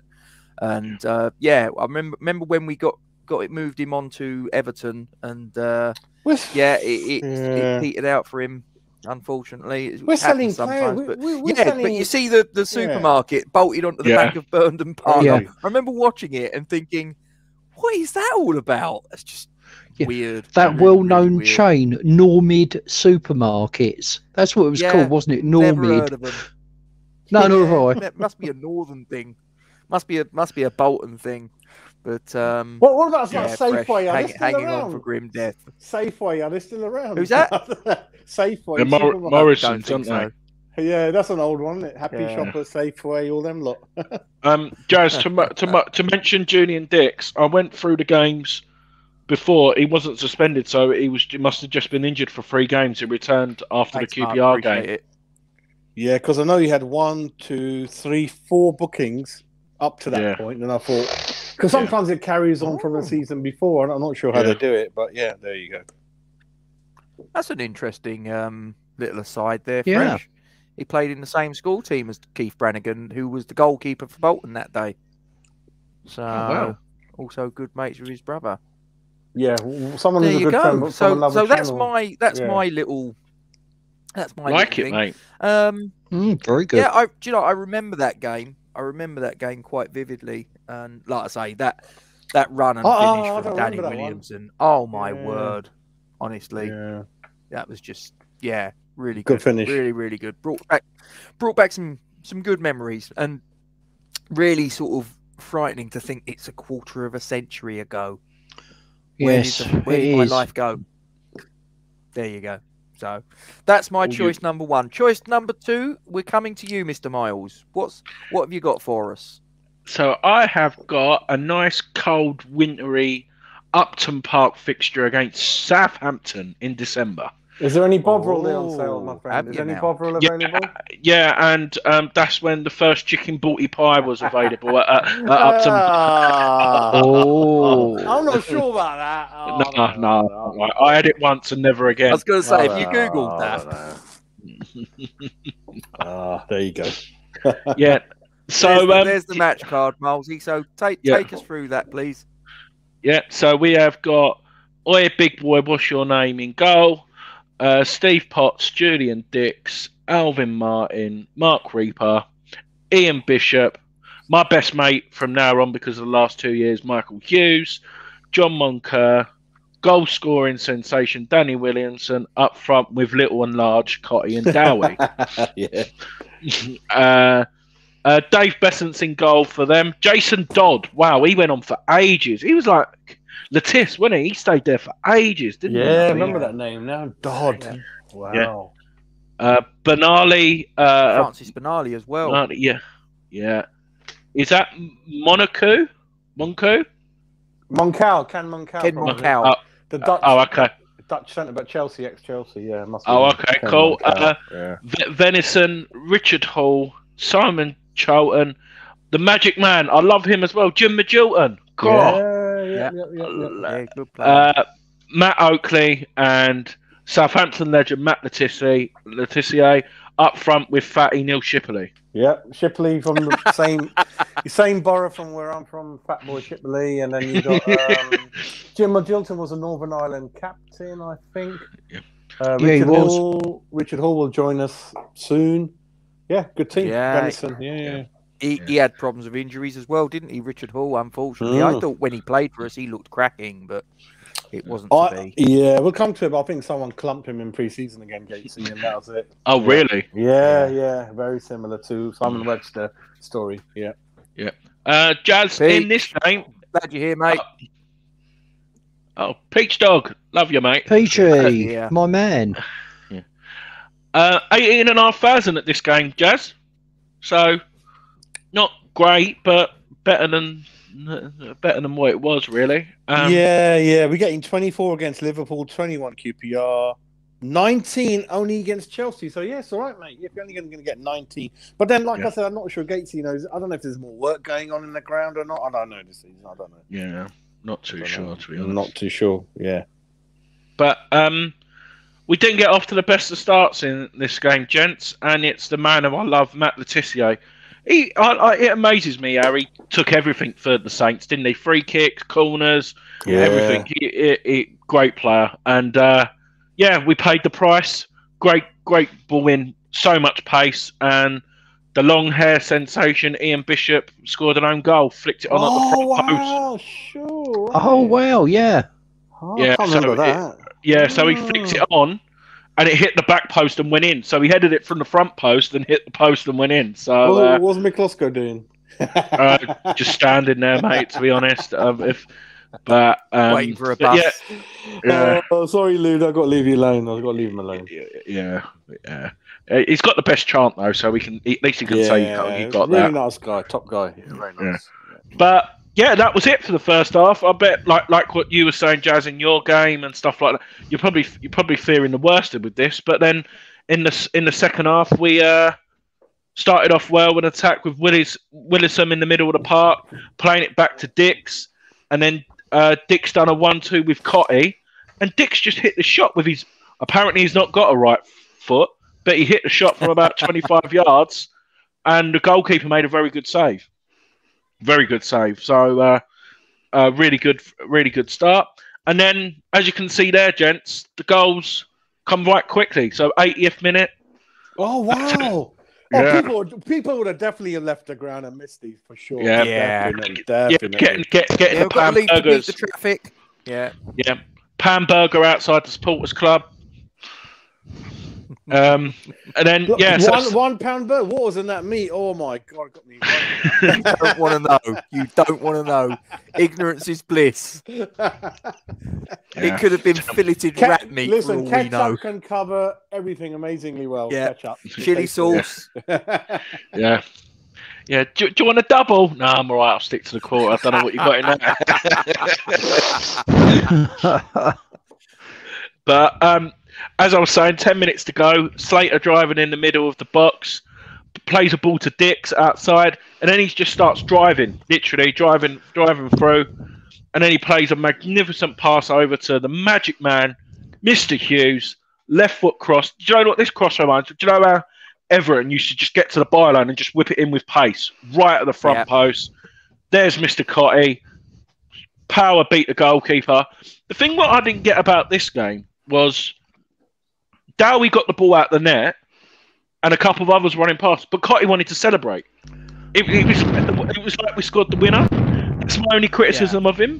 Do you know what I mean? It was like everyone else, but sorry, I'm going to cough. I'm just going to go on mute. 1 second. Yeah, I think Dowie joined them later on as well, wasn't he, Gatesy? Southampton, I think. Yeah. Sorry, gents. Yeah. And then already. No, I think we bought him from Southampton. Oh no, a lot of these players are like coming and going. Like I'm like, with Harry, I'm going to get really confused now. You know that? Yeah. He's going to do my head in now, and it's like, yeah. And then the winner comes. So Bishop played the ball out, intercepted, so it went out for a throw in. That man again, Hughes on the right this time, takes a quick throw into Breaker, and literally, gents, you'll be impressed with this cross. Breaker, not even looking, just plays it over his shoulder, and he just drills it with so much pace into the box. Southampton defence weren't alive, but the big man, Ian Dowie, was alive. Goalkeeper come out too late, slotted it home, and the West Ham crowd, like you said, Jazz, I've got to admit, there weren't many people behind that goal. I think they all fucked off back to the pub. but the people who stayed there did you ever do that? Did you ever leave early? Do you know when you start? No. Do you know like some people when they start walking to the station and they hear a cheer, I bet they're thinking, "Fuck, I've left." Do you know what I mean? Oh, I think once when it was a midweek game, and it takes me a couple of hours to get home. Only once, and it's obvious, like under Pellegrini is going. Only once, I think. Only once. But going back to your interesting remark, like I was saying last season. So what Hughes is doing, he's fluctuating between both wings. So he's happy on the right, like supporting Breaker, because one of the goals, I think it was one of the games last season. Yeah, he helps break on the right side. Then he's crossing, taking corners from the left side. That's amazing. Yeah, really good. Yeah. No. So like I said, very good game. Southampton, they were a very good side back then. They were very stable. Obviously they started to bring a few players. I do like the way their clubs run, to be fair. But the one thing I did notice, he said he didn't have his bad boy reputation. Moncur got a card in the first half though, so he must have been late. He must have been late on a tackle. Yeah, it's catching up on him, isn't it? Yeah. But the one what spring to mind as well is which we don't really see now, is managers making changes early. As you can see, both the changes what we made were in the 56th and the 64th minute. Obviously, because we were trading as well, but fair play to Harry for making the changes, and obviously it made the difference in the end. So we went on to win 2-1, and any victory around Christmas time, because of the fixture congestion, is good. So that was the main reason as well why I picked that game. Right, excellent. No, I think it's good. I mean, comeback victory as well. We were 1-0 down, and with 10 minutes to go, you must be thinking, oh, it's not going to be our day today. So to sort of come back with 2 goals within the last 10 minutes of the match and turn it round, it's one of those, isn't it? It's a very good feeling. You've snatched victory from the jaws of defeat. You was behind in, what was it, the 22nd minute, and you've got to the 80th minute. You must be thinking at that point, it's not happening today, boys, but credit to them. Yeah, no. And just to show you, Milesy, I've got a little present for you. Program, have you? Yeah. That's the program. Mr. His hair still stays in the same place even when he's going in for a tackle, doesn't it? Just stays there. I don't know how much gel, mousse, or cement that he used. I've got no idea. But yeah. And sorry, he was tackling Fatty, wasn't he? Was that who he was tackling? Let me just get that back on. That... I'm just joking. No, I'm joking. I was taking the bet. He wasn't tackling Thomas Brolin. Oh yeah. He was a Teletubby, wouldn't he? That geezer. He know how to put away a pie or two. But good selection, Malsey. Thank you. I tell you what, guys, the best comeback I ever saw, and it was one. My dad's best mate, is a Spurs supporter, and he used to have Spurs season tickets. Anyway, I think it was 75. Again, giving away my age here, and Spurs were 3-1 up to Everton in the 89th minute, and Pete gets up and thinks, "Oh, we got this," and leaves. Gets in the car, listening to Radio 5 on the way home to find that Spurs had conceded 2 goals in the last minute, and it was a 3-3 draw. I didn't think they used to add a lot of time back then, from what I remember. No one really tried. 2 things I remember from the really early 80s as a kid. They never added much time, and taking penalties, the goalkeepers never tried. They used to just fall on their knees, like pretending, and like that's all I remember. Yeah, I'm surprised. Yeah. I tell you what, you'd fall on your knees, Jazz. Let's face it. If you were facing a Ray Stewart penalty, you wouldn't just fall on your knees. You'd probably pray that it missed you. I would carry You'd run the other way. I'd put my helmet on, mate. I'd carry it from the back of the goal and put it on. You'd be looking at the bench, and you'd be looking at the manager going, "Sub, please. I've pulled me hamstring." Actually, I could borrow my granddad's turban. That might help. Fair enough. Yeah, I tell you what, cushion it a bit. Tell you what, though, guys, you thought £1.50 was cheap for a programme. When I first went to West Ham with my dad, the programmes were 15p. That was 2 years after decimalisation. I'm collecting them now. What year would that be? I think 75. Yeah, that's when my dad went. Yeah, he never missed a game that season. Yeah, my dad never did. He held until the bond scheme came up, which he really objected to. I think he held a season ticket all the way from the 50s until then. Wow. So I mean, So he saw more Peters and Hurst in the same team, and yeah. And that was Harry Redknapp's great quote. He said, "We had more Peters and Hurst in the team, and we still came 16th. Shows how crap the rest of us were." And he wasn't wrong, in fairness. No, he wasn't. I mean, you got those three players. With it. No, unbelievable, really. But 15p was my first programme. And back in the day, you could get a lot of sweets for 15p, I can tell you. Yeah, it's a lot of money. Bus tickets were around 5p, probably. Yeah, all that stuff. Yeah. Well, I remember my grandfather got his HGV. He used to drive lorries, but he went to the bus. He went on the buses for a while, and we were in Barkingside, me and my grandmother. And it's while he's training on the buses, and he's pulled up. Me and my grandmother have got on. He said, "Oh, don't worry about paying." And she stood there and gave him hell and insisted on giving him the fare, which was all of 6p for both of us. Well, you had the bus conductor then, didn't you? The driver used to be in his box, didn't he? Couldn't come out. He had nothing to do with it. He just used to drive. Well, you didn't actually have doors on the back of the bus, did you? No, the old route master. You could just... The old 167 down Barkingside High Street. Can't have it now because of health and safety in case someone falls off and dies. I remember going upstairs because I never went upstairs as a kid with like mum and that, and it used to be full of smoke. I'm like, oh my god, I can't even breathe up there. You know, that's back in the time when you could smoke on the buses upstairs. The thing is, with all the health and safety, they're trying to legislate for a complete fall. You know, doing something daft, and what they fail to realise is a complete fall can be quite ingenious on occasions and really do something stupid. The thing that makes me laugh is when you got a packet of peanuts, and if you look on a packet of peanuts and there's the warning, it says "Caution may contain nuts," and I'm like, well, I should bloody well hope so. That's exactly my point. Seriously, if you've got to put a warning for someone that's like allergic to It's all nuts. about, Who's been stupid enough to buy a packet of nuts. To be quite honest, they get everything they deserve. I actually think that Darwin's theory of evolution, the strongest shall survive. Do you know what? Forget about warnings. If you're that stupid that you're going to do something like that, then, you know, crack on. It's when you get instructions with toothpicks as well. Oh, you know how to use a toothpick. Honestly. There are apple some really pie, stupid McDonald's. people Remember in the world. apple pie? How many people ended up in hospital biting it? Just let it cool down, for Christ's sakes. It's not rocket science, is it?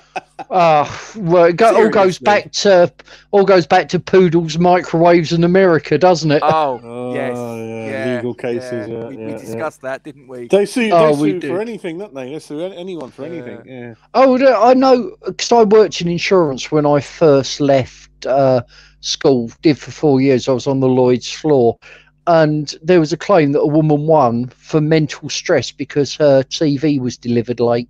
She won the claim. That was in America. Oh, bloody hell! I know. Let's get back on with the football, gents. Sorry, we digress. We are. We've gone off on a big tangent. I'm pulling it back now. Jazz, match selection number 2. Yeah, my match selection. So if you remember, the previous game was where we were going to start that Great Five winning. You know, the games are going to win 5 in a row in the league. And this particular game, like I said, I'm beginning to get a bit of a regular theme what I'm doing. A lot of goals. I like London derbies. This is a London derby. And this is going to be our 4th victory in a row out that run out of 5. And then I'm going to pick the 5th one. So all 3 of my games is around that time, January, February time. And it's Chelsea who are beginning to spend some money, bringing some big, heavy names. I don't know what Ken Bates done. Did the price of chickens go up in his chicken farm? He got more money? I ain't got a clue, mate, you know? Did Mr.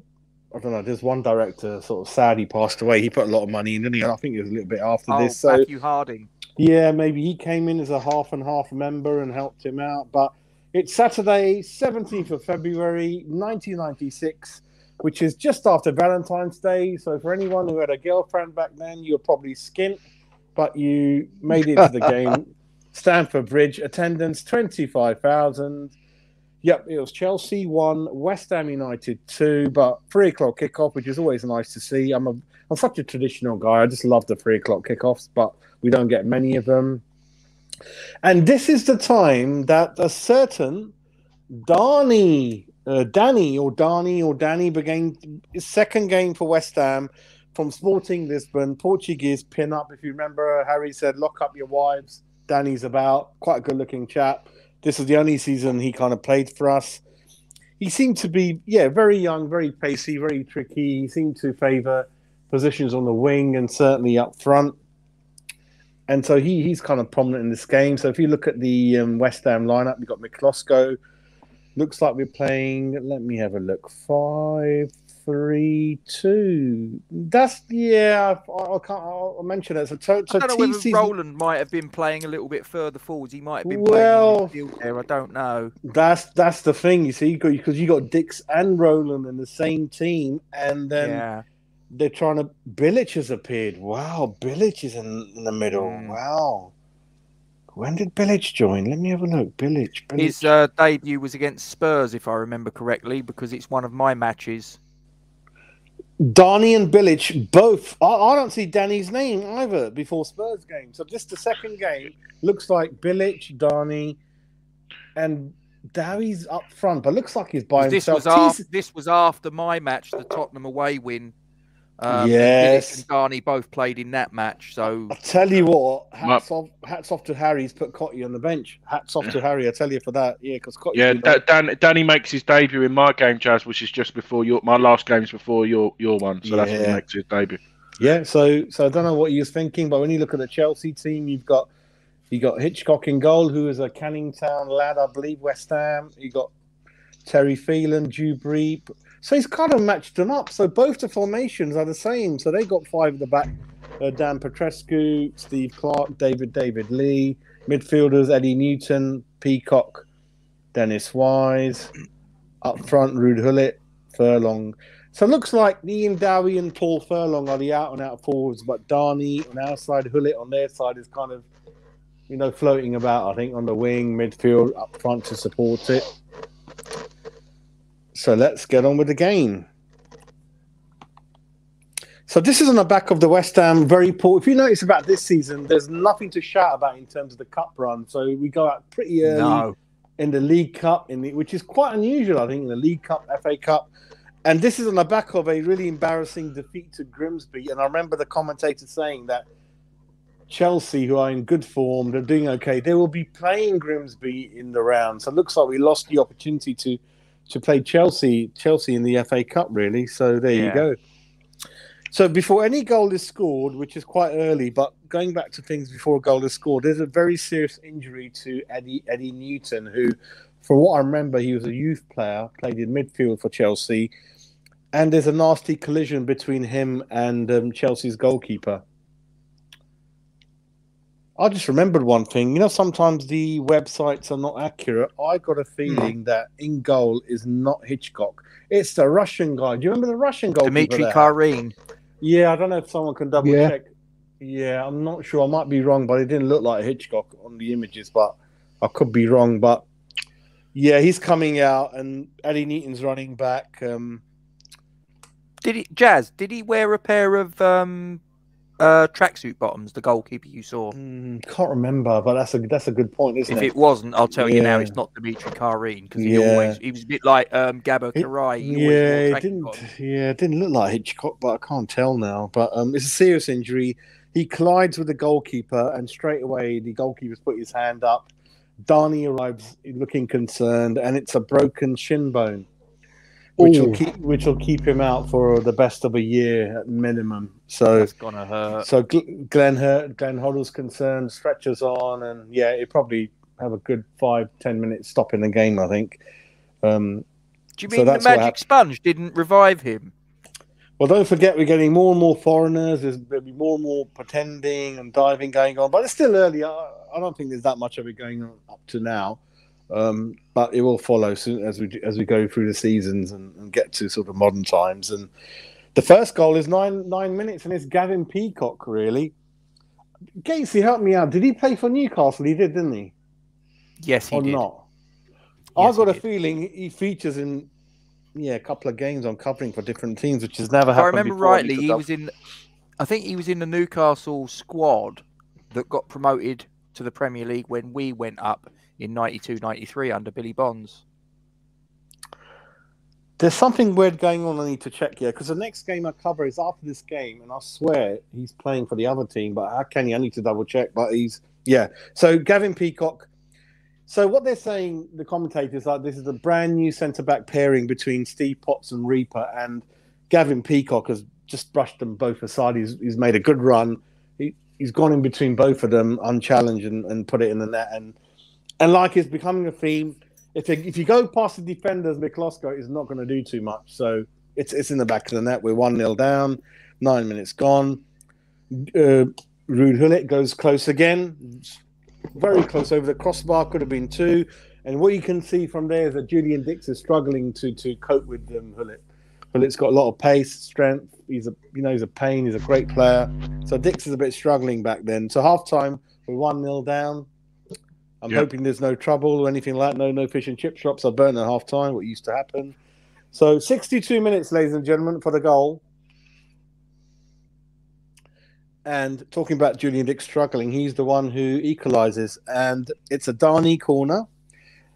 And we forget what a good, I like Miles, he said, God, I forgot he had a good right foot. Well, I know he had a remarkable left foot. He had a really good header on him as well. So there's a lot of things that, we know, but fans of other clubs just don't appreciate. And Julian Dix actually is being marked by Ruud Gullit. It's really, really ironic. And he loses him, and it's a great, commanding, powerful, leaping header, and it's 1-1 after 62 minutes. And don't forget, we're kind of, 3-4 wins on the spin. Disappointing result at Grimsby. So West Ham are doing really well. It's 1-1. 10 minutes later, it's 2-1 to the mighty Hammers, and it's Danny Williamson. So it's a kind of a header. So a header goes to Michael Hughes.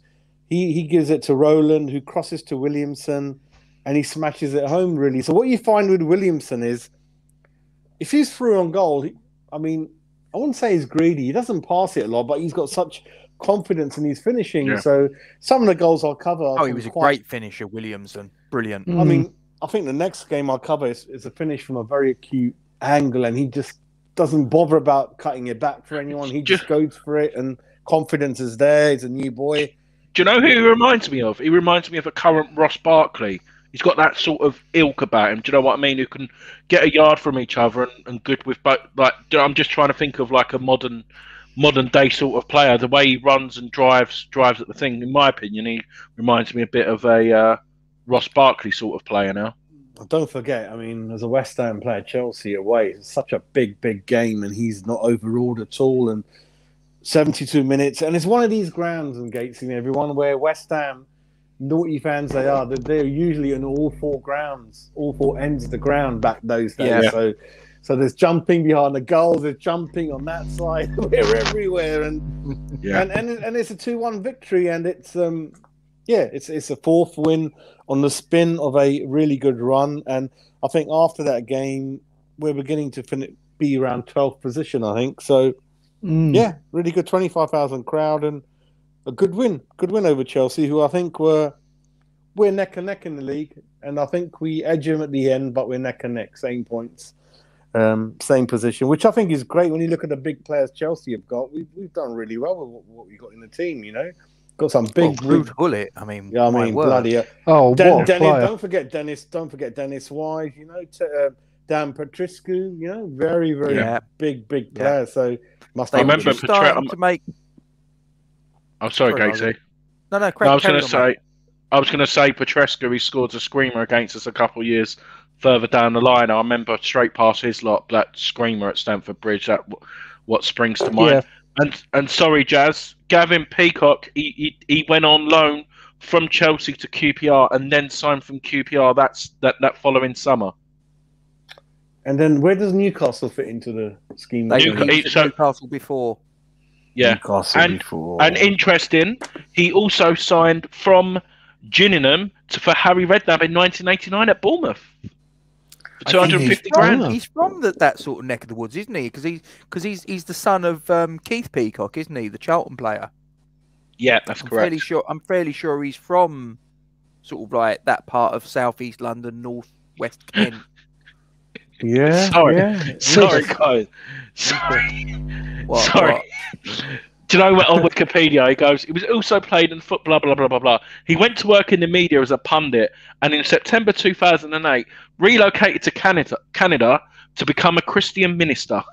Yes, he is. Good man. Oh, all right. Wow. Yeah. I tell you, it's an interesting story about Danny in this.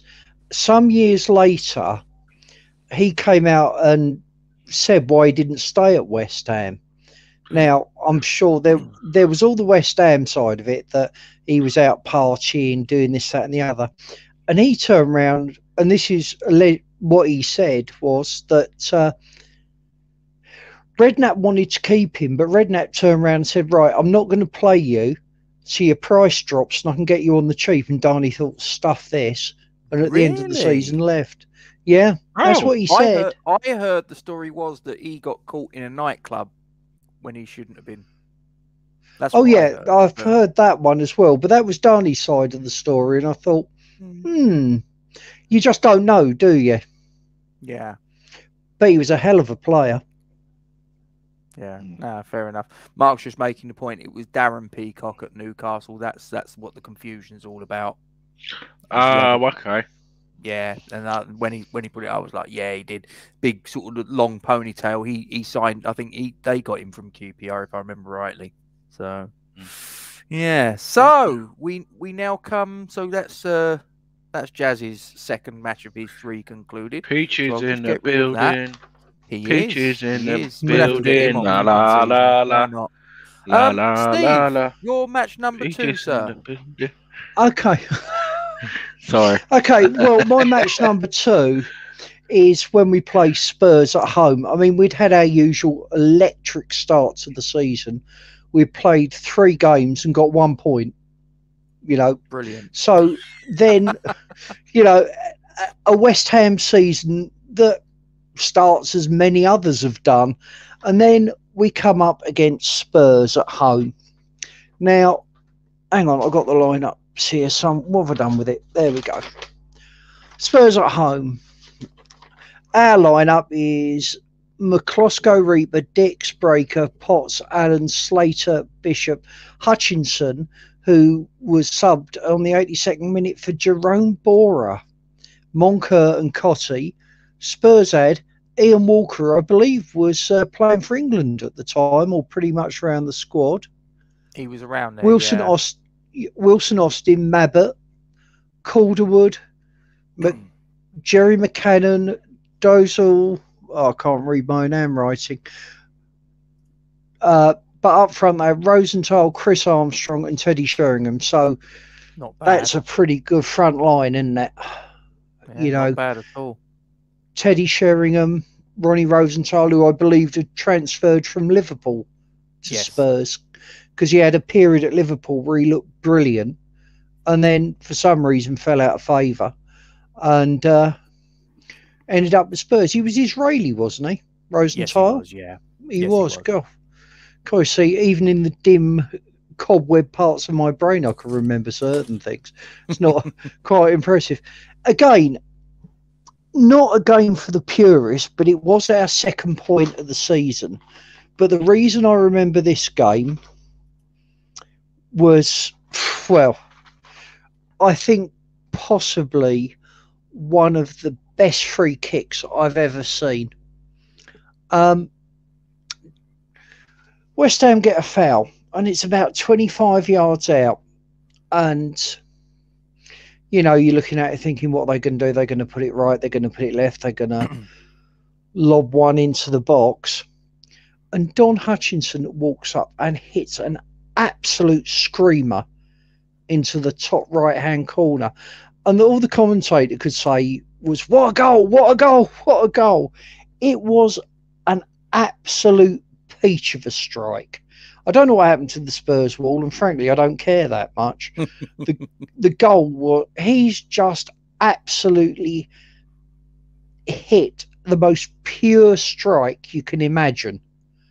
And it has just hammered into the top goal, and into the top right-hand side of the goal. And I had the same reaction to that as I did to Obiang's goal away at Spurs in Moyes' first stint.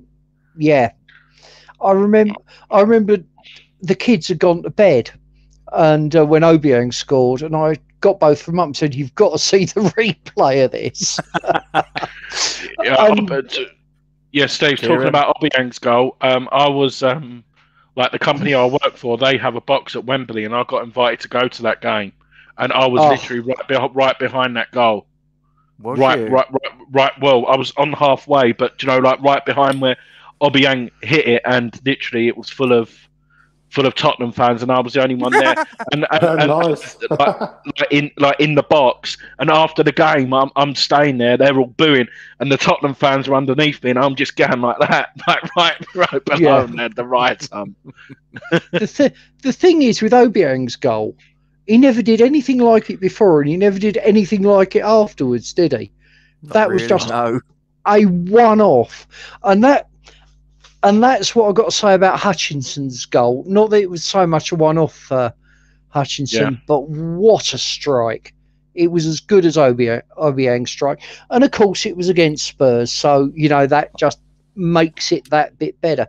So we go in, half-time, 1-0. Now, I believe this match was Robbie Slater's debut for the Hammers, if memory serves. He'd been out for the first few games with a thigh injury, and this was his debut. And I'll get into what he said after the match afterwards. But second half was pretty meh, to be honest. Not a lot going on. West Ham were, against all odds, holding on to a 1-0 lead until up pops Ronnie Rosenthal, layoff, I believe, from Sheringham.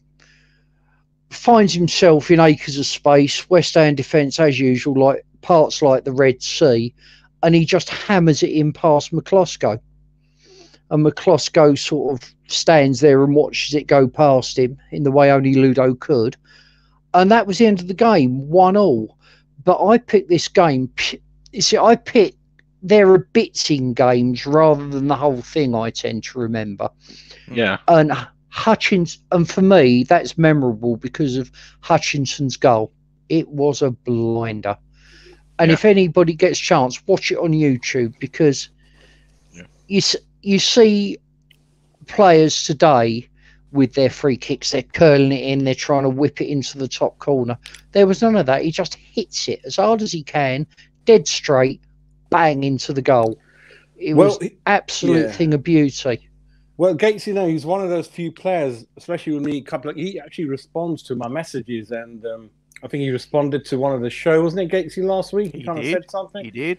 So he's one of those. I think he liked one of the tweets, if I remember rightly. Where he was tagged on it. So if anyone wants to come on the channel, he's more than welcome. Yeah. And whenever you hear him talking about West Ham, he's obviously got great affection for the club. Because didn't we sign him, sell him, and sign him again? Something like that. He was signed by Glenn Roeder. Yeah. Second stint. Sunderland, didn't he? Was he at Sunderland for a bit? And because that was the season.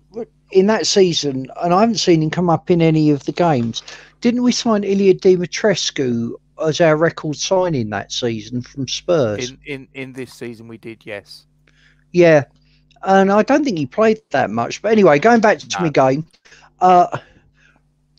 Robbie Slater, they interviewed him afterwards and said, "Oh, what do you think?" He said, "Oh, no, I love playing in front of the crowd at West Ham." And somebody said to him, which sort of summed up our season to that point, we've seen a lot of this, haven't we, Robbie? That, West Ham play really well in the first half and fade away in the second half.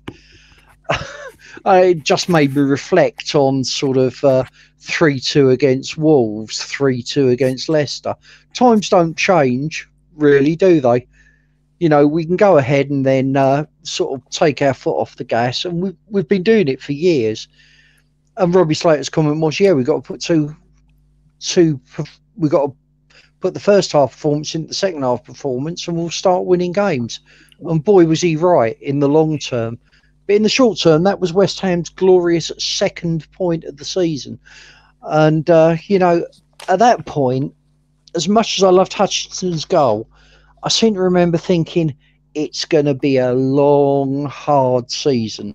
If we stay up, we'll do well. And the next two games we lost as well, which were Chelsea and Arsenal, where Ian Wright tried his best to give us a point by missing a penalty. But then old Dixie got sent off and Arsenal got another penalty and rightly put that one away, which I thought was quite unsporting of him.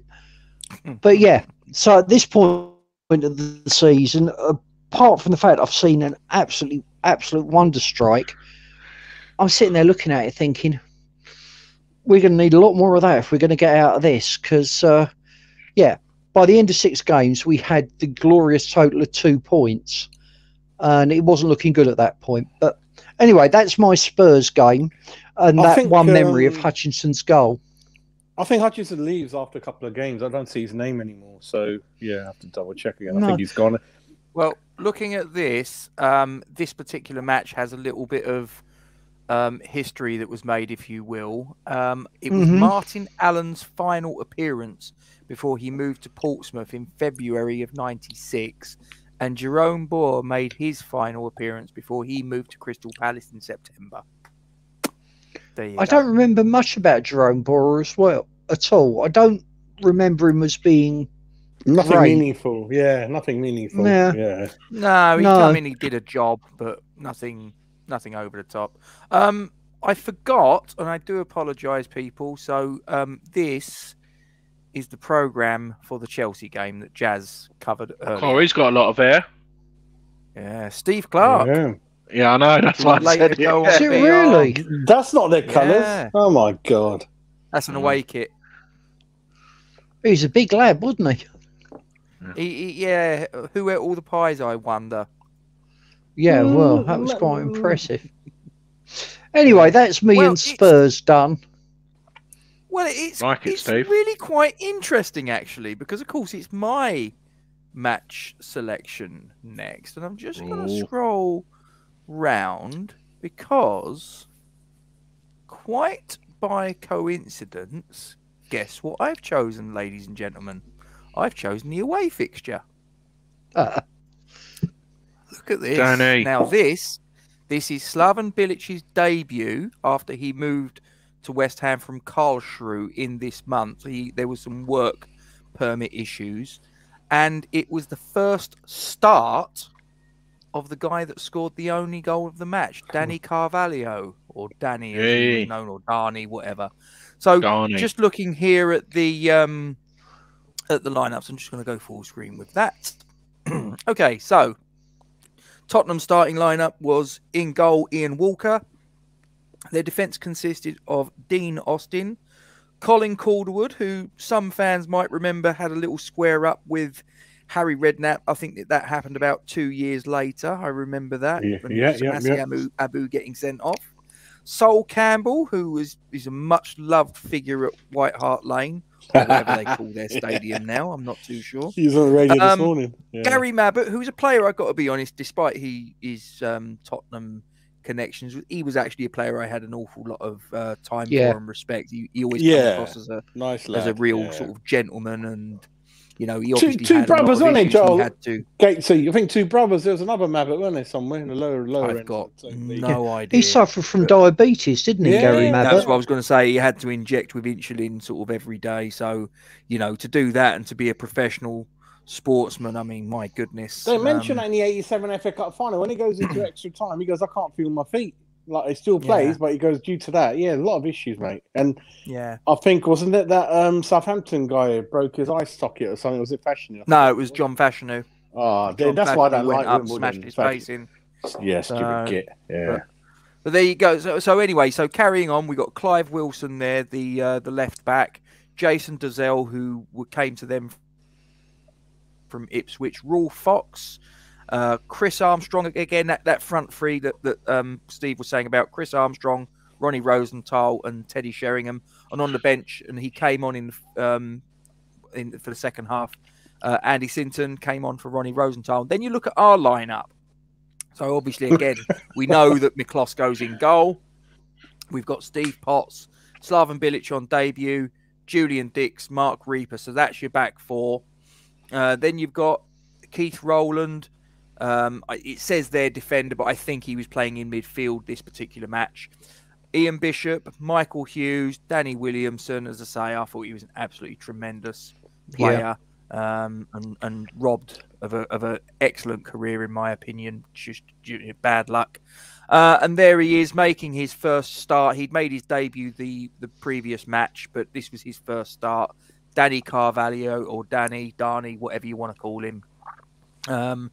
And Ian Dowie, the big target man. And obviously on the bench you had Tony Cottee and John Harkes, who we mentioned a little bit earlier. Take Dowie out, that's a good team, isn't it? Now, Dowie wasn't too bad, but just before didn't he go a year without scoring, though, Dowie? He went a good period of time. I don't know if it was a year. But I know there was a sequence. I think that was the following season, and that was what culminated in that goal away at Edgeley Park, Stockport. Yeah. Oh, yeah. So, oh no! Look who's back! Look who's back! Ended up having another accident the day after the. Oh my God! I told him to bin it. I told him to bin it straight away. You should have listened to Uncle Jazz. Fresh has just turned around and said, Kevin Mabbott. I don't know. I've got to be honest with you. No, there was a brother. There's definitely a brother. I didn't know he had a brother that played football. I've got to be honest with you. E2 Gates, he was the noble of Spurs. If you're talking about Gary Mabbott there, exactly. Yeah, he was a very good representative for the club that he was employed by. A bit like Steve Perryman, wasn't it? Steve Perryman was a long servant. Oh, taking off my West Ham specs, I've got to call it. I think that because Gary Mabbott was he had a couple of those Steve Perryman sports shops because I'm from West London, there like Heathrow Airport, Hayes and Uxbridge. He had a couple of Steve Perryman sports shops in the 70s and 80s. Yeah. I remember seeing old. Sorry, Gatesy, carry on. So this is the program that I've managed to find in out in the cyberspace. So look at that. Yeah, let's not look at it too much, eh? That's quite enough of that. How much is it? How much is the program? I've got no idea. More than 15p. Nah, Yeah. knowing the business people at Spurs, it's got to be like 10. I don't know. Hang on. Update. He says he might buy a new kit, but he needs to report. Train my non-squeaky clean halves now. It leaks crap daily nowadays. Oh, listen. hell. Yeah. Too much information, Mark. Too much information. Goodness gracious. Okay, so I'm going to bring him in, ladies and gentlemen. It's the Audi Martin Tyler with Tottenham Hotspur 0, West Ham United 1 at White Hart Lane. Can it get any better than this? We've had two games against Spurs back to back. This one's a win. I'm sure you'll enjoy it. So the atmosphere here at White Hart Lane is absolutely what you'd expect when these two teams always lock horns. And the ball's played back to Ian Walker, but not very accurately by Dean Austin. And it's gone out for a corner. Very, very cheap corner to concede for Tottenham Hotspur. And are they going to be made to pay for such a moment of slackness? And West Ham are throwing virtually everybody forward except for Miklosko, and Steve Potts is probably the furthest back outfielder. Bilic has come up for the corner on debut. Can he make an impact? Danny Williamson to swing the call in, right-footed. And there's Dix with the volley, and it's loose, and there's the goal! It's Danny Carvalho on loan from Sporting Lisbon. He makes an instant impact in claret and blue on his first start here at White Hart Lane to send the West Ham supporters into absolute pandemonium. There's the corner swung in from Williamson. Dix hit it powerfully on the volley. Ian Walker couldn't hold it. Bilic almost got there on debut. Couldn't quite get there, but it came to Danny Carvalho on his first start for the club. 4 minutes in, and West Ham have gone 1-0 up here at White Hart Lane. Ian Walker probably should have done better with the volley, in fairness. It was straight at him. Probably should have put it out for a corner. So here we come again in the second half. Dowie plays it on to Keith Rowland. And Rowland's still going. And he squares it to Tony Cottee. And he's put it over the bar. Oh, my goodness. He normally puts those away. What on earth happened there? So Cottee, he's still going, Tony Cottee. Puts it just past the post. I thought for a moment he'd put it into the bottom corner of Ian Walker's net, who was diving to his right. But let's have a look at this again. So the reverse ball played there to Tony Cottee. He goes past Gary Mabbott, plays the ball in just past the post. And Tottenham Hotspur hanging on here at White Hart Lane. So corner to West Ham United. Danny Williamson with it. Right foot, whips it in. And there's Dowie and Tony Cottee. And Dowie with the rebound. Couldn't put it past Ian Walker. And it was a fantastic effort from Tony Cottee in the first place. So Dowie gets up from the corner, gets the header on it. There's Tony Cottee. Good save by Ian Walker to his right.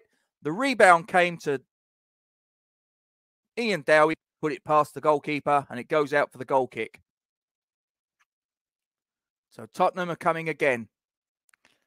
But the ball's loose, and here come West Ham again.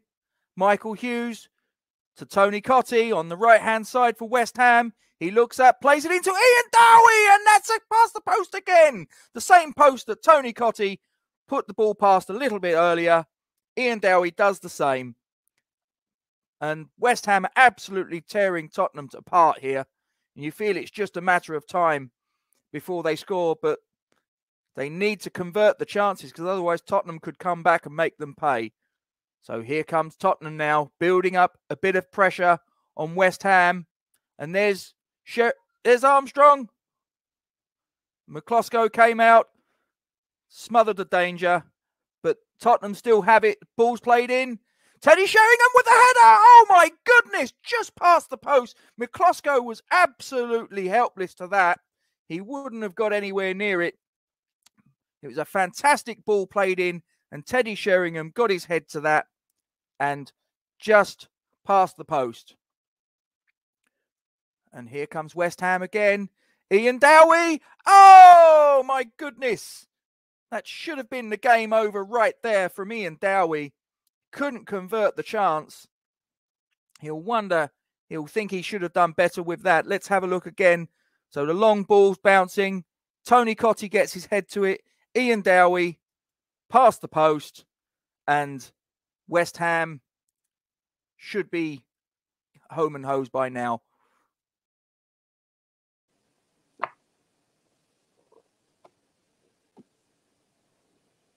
How the hell? What a header that was from Sheringham, though. I was crapping myself then. What about the misses from Dowie? Oh my god! I think that there was a few there, wasn't there? The low one, the dirt took it wide. I think it was going in, and it just hit a load of grass, and it just lifted up as well. Do you think Dowie is Fornell's coach for shooting? Just out of curiosity. Not after the last game. Bloody hell, Fornell was on. Oh yeah, he was, wasn't he? Yeah. But there you go, a winner at White Hart Lane. What could possibly be better? And we're well West Ham online, just to answer your question. And hanging on for grim death again, fresh. Yeah, what can I say?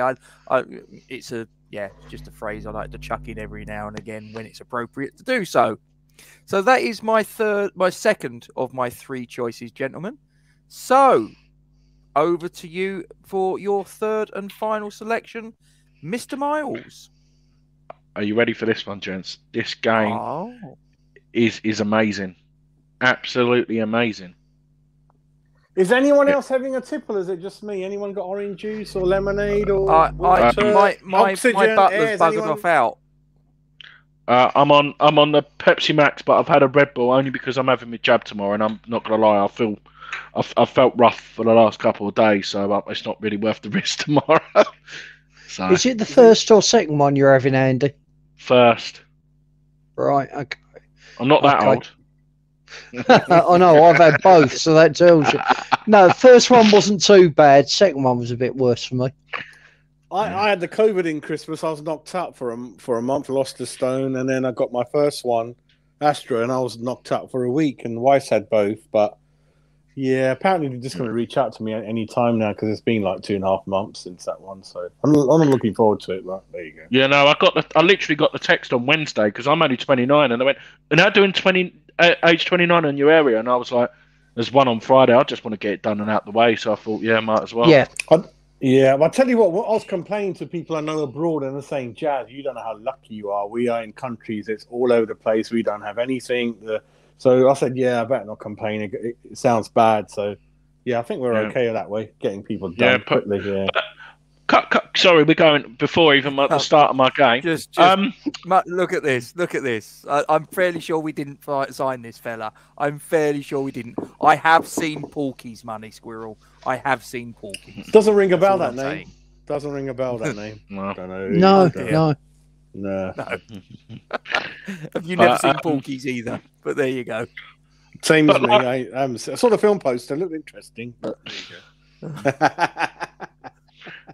But yeah, no, it's like I'm meant to be going away next month, and at the minute it's like it's going ahead. But apparently, I think I could get away with it because I'm saying I haven't had my second jab yet. Where are we going, Milesy? Where are we going? I'm going to Ibiza, mate. I'm meant to be going to a festival, but the festival's been cancelled. The festival's been cancelled. The festival, I booked it like I was meant to be going last year, and then we booked it last year to go this year, and we're still here. So, well, I heard Portugal's come off the green list, so I just it's amber. It's on amber. The manager was asking me, "Do you want any?" I said, "No, I'm not going anywhere this year, mate. I can't be asked with it. I just want to. I'll go somewhere." No, but can I, mate? I'm going to Cornwall. That's about as far as I'm going. I'll see you up there, Gatesy. We'll get our. Yeah. Well, I think I'm going to the golf course. Yeah, don't blame you. Don't blame you, Steve. Right. I'll tell you what, I'm not too sure about this. Hang on. Is that true, Milesy? Is that true? We're all weak, mate. I couldn't comment. I couldn't possibly comment. Carry on. If he subscribes, I'll tell him the truth. Yeah. You better be a subscriber, money squirrel, because otherwise you're dead to me. No, welcome along. Right. So, my game is the team at sort of our bogey side is on the 3rd of Feb is Nottingham Forest. So, this was a couple of weeks before Jazz's last game, and this was the debut for the Portuguese sensation, Danny. So, this is the when he come on. As you can see again, their teams, the West Ham team pretty much says itself, but I'll go through it anyway. Big Ludo, Potts, Kenny Brown, Julian Dix, and Mark Reaper, with Bishop, Hughes, Mr. Slater, Williamson, Cotty, and Dowie again. The big combo. Very good goalkeeper. He seems to make a couple of good saves in this game. Is Crosley in goal. Des Little, Steve Shettle. Is that Shettle? Steve Shettle. Yeah. Colin Cooper, David Phillips, Chris Bart Williams, Scott Gemmell. He's the one with the weird hair, isn't he? Curly hair. Yeah. That's him. Archie Gemmell's son, is he? That's it. Ian Worm. And they had a front three of Kevin Campbell, Brian Roy, and is that Andrea Silenzi. He was basically the replacement for Stan Collymore, and he was Italian. I don't know. I can't remember. Yes, he was Italian. He was absolutely useless. I think they might have got him from Roma or Torino. He could be Dowie's cousin. I don't know. Dowie's twin brother. Yeah, Dowie's probably. Ian Wone was a hell of a player. I remember watching him. And... Yes, I think Harry wanted to sign him when he was at Bournemouth, if I remember rightly. How many players are in Bournemouth? I reckon Harry Redknapp probably owns pretty much 90% of the houses in Bournemouth and just fucking rents them out to all these players. I think. Yeah. It's got to be, innit? It's got to be another money laundering sort of scheme, probably. Allegedly. Sorry. Allegedly. I love to be Jamie's brother who doesn't do anything, and you're in there, aren't you? You're in there, mate. Oh, is he a Mark, isn't it? Yeah, he's like, Dad, you got a spare bedroom, like master bedroom with ensuite and walk-in wardrobe, and you imagine the view of Bournemouth. I'll be in there as a younger brother, Jamie. Love it. But no, you can imagine him being like the dictator, like the estate agent or something. Like the money's got to go in this account for a couple of weeks, lads. We've got to move it quick. He ain't stupid. Yeah, he ain't stupid, mate. Yeah, you know the people used to be in the East End markets, like, yeah, come on, love, £1 and all that. Is one of those, isn't he? Pay the bucks. Or the £1 fish man who was at Upton Park. Upton Park. Then he got deported, didn't he? Yeah, he did. Come on, ladies.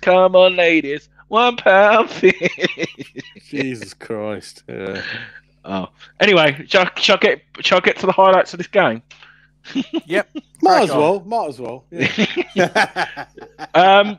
So it's Mr. Bishop and Williamson heavily involved in the start of this game, doing a couple of 1-2s in the middle of the box. Nottingham Forest players nowhere near.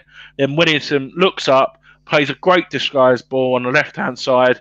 Ball goes through to Slater. Hits the ball, first time, left foot, straight in the bottom right-hand corner. 1-0 to West Ham. Very good start. And we should have been 2-0 up. This is in the second half. Route 1, Ludo Route 1, straight up. Slater gets the flick on to Cotty. Back to Slater, but a great save from Crosley. Very, very good save at his near post. And then from the following corner, Ian Dowie making the namers like he usually does. Point blank header from 6 yards out. Right at the back post. Went out for a throw-in. Greatest chance ever. Headed the ball a complete wrong way. And yeah, it was very poor chances. To be honest, the game was very, very scrappy. No half chances from everyone. I think Kevin Campbell had a mishit volley, which was very unsurprising. And I just remember Scott Gemmell trying to get away from Bishop and Williamson. They just took him out, just sandwich in between. So that was nice to see. That, as regards to highlights, that's pretty much it. And a minute of the highlights was Tony Cotty coming on for Danny. Literally, the whole crowd was going wild. They must have thought, look at this, we've signed this sensation. But he wasn't really, was he, gents? To be honest, with what they said it was. But no. The other thing what I wanted to say was as well is I mention him every time I see him because he's appeared on 3 of my games. Is obviously Haaland coming on again for Scott Gemmell. He always Roy Keane's mate. Yeah. Oh, that's what he looked like, Gemmell. Yeah, similar to that. Yeah, similar. But no, that's pretty much it, gents. Like this sort of guaranteed, like what everyone was saying, there was about 8 or 9 teams just fighting it amongst themselves. But any win against a side is great, and yeah, I think it was around Easter weekend. I had a look when it was. Nice win to celebrate. I think that's nice when you win on like a bank holiday and around Christmas time, because where the games are thick and fast, it's nice to rival it up with the neighbours or the wife or whatever when you win a game. So yeah, that was my 1-0 victory against the Forest. Well done. Good selection. Nicely done. And that is your 3rd and final match that you've gone through, and you've done Yeah, it very well. See you later, boys. I'm off. Oh no, stay there. I've got to say, Jazz looks like an extra from Madagascar, doesn't he, in that hair? Well, while Marzi was speaking, I went round the corner and put my finger in the socket, and that's the result of it. Dodgy electrics around the Jazz household, yeah. The blue meaning. Look at that. But did you put the rum in the socket, Jazz? That's my England cricket hat on, because me and Marzi were talking about cricket earlier, and I saw it on my. Funnily enough, I sent you a message. I don't know if you got it earlier on. I haven't replied yet, but I've got the. This I'll funny talk to thing you about. I'll talk to you about it when we're off stream. So, but okay, We've right. done well, gents. Sorry, 2 hours 15 minutes. I think we might break the record. See what happens. See what happens. I think quality over quantity. Yeah. Over to the blue meanie. Thank you, sir. Thank you very much. Oh, hang on. Whoa. Before you do. Hang on. Program. Get your program. It's that one. Yeah, that's the Nottingham Forest game. It's that famous photograph of Lampard, the sort of like the young buck making his debut, and the older statesman in the footballing sense, Gordon Strachan, and obviously Harry Redknapp between them. Sorry, I know you showed it. I know you showed it earlier, Gatesy, but that fucking kit is rank, innit? That Coventry kit. Oh, Persian. You know what? I can go one better than that, because in the 70s, Coventry had an even worse away kit. And I don't know, you might remember this, Steve, because you're of a certain vintage. You might remember it, Jazz. It was chocolate brown. It looked like a turd. Yes. Oh, it was vile. What year was it? Oh, right, okay, gotcha. They always had weird kits. Even 1981 brown League Cup semi-final, that weird little kits, isn't it? Piercy running around and all that. Yeah, weird kits they had. Yeah. Anyway. Over to you, Blue Meanie. Talk to me. So for my final game of the evening, ladies and gentlemen, it's a midweek game, I believe. And it's playing a team who are neck and neck trying to win the league with Manchester United. So we've already seen last season how we have a habit of obviously getting in the way of these clubs trying to win things and just spoil it for them. And similar story. Sorry, Chaz, he's replied already. Don, I just tweeted him. I tweeted him saying, another great show still going on. Currently talking about Mr. Don Hutch's screamer, free kick against Spurs. Tagged it in, and he went, amazing memories, lads, with an iron sign. I told you, he's on it. Mate, we got to get him on here. We got to get him on. Oh, well. Yeah, absolutely. Yeah. Sorry, Jazz, to interrupt you. No. Any interruption for that kind. I mean, what it is, I don't know where he lives, but yeah, like you said, back again, he could just maybe do something in the pub, or I don't know where he lives. Is he up north? So difficult to get to Kent or London. Yeah, we'll figure something out. DM us. If you're watching, Don, DM us. We'll get you on. We'll get you on. Yeah. No West Ham problem. royalty. Yeah. So this game, over to you. No problem, mate. This game is actually going to be the 5th win in that run, which is 5 straight wins, mate. And 21st of February 1996, Newcastle. When you look at their They kind of line up. And another really interesting fact, how many times do you remember Premier League games where both the goalkeepers are from the Czech Republic? Oh, wow. Yeah. So you got Pavel Cernacek, who, rest in peace, I think he's passed away. I hope I haven't got that wrong. Passed away a little while ago. And I think he came to West Ham for a little bit to help out. I think I've got this feeling that he did come to us. He played against Millwall, didn't he? I think Stephen Bywater gets sent off and he came on as a sub. Ex-Palace, isn't he? Who, Cernacek? Yeah. No. Newcastle. I don't think so. I know he was at Newcastle, West Ham. I don't remember. Oh, okay, maybe not. But what we'll do after the show, we'll do dig deep, because we're all experts in Czech football now. Is he Slavia Prague? Is he Sparta Prague? Yeah. We're all going. I'm going to take Czech language classes. Yeah, we're all going to learn Czech and everything like that. You know, support them. Well, actually, in England's group, aren't they? Oh wow. Okay, but Cernacek versus Rice, isn't it? Wow, that'd be interesting. But anyway, that'd be great to watch. I just hope and pray no one gets injured. That's my only prayer and hope. I know everyone does well. I'm just worried about our players. Yeah, Cernacek made 3 appearances for us. Very nice. Warren Barton's in the team. Philippe Albert, great ball-winning player. Used to score a lot of goals for Belgium. Steve Howie, Darren Peacock, John Beresford, Lee Clark, local boy, quite busy in midfield, a bit like Ian Wone, Keith Gillespie, Asperilla, Faustino, Colombian. Can't be that many Colombian players in the Premier League. He must be one of the first. So his girlfriend was in Palms, and he's been up to 1 or 2 things as well. I'll leave it at that. Peter Beardsley, Les Ferdinand. Substitute for Newcastle, ladies and gentlemen. Later on, will come into the game a bit towards the end. 9 minutes from the end will be Paul Kitson, who will join us later on. West Ham, McCloskey, Potts, Bilic, Dix, Reaper. I mean, when you look at those, Dix, Reaper, Bilic, you can't get better than that. And then good old Potsy at the back. That's not bad defence, you know. Rowland, Bishop, Hughes, Williamson, Cotty. Yeah, Dowie's the one. I mean, oh, God. But anyway, you need one of them, don't you? And I think TC's getting a little bit of a hard... But then TC's going to prove me right anyway. He doesn't start the game, and I think he's been on a good run, but maybe it's traditional, isn't it? Maybe he wants a big man, small man. I don't know, but it's up to him. Anyway, game starts, and it's neck to neck, and looking at the attendance, it was 25,000, so things are looking up. So get your burgers in early, get your pints in early, sit down early. Don't piss the man next door to you. Sit down and let's go. Right. Before the game kicks off, so not before, as soon as it kicks off, before the first goal, because there's an early goal, before anything happens, there's a Peter Beardsley corner, and Gavin Peacock hits the bar.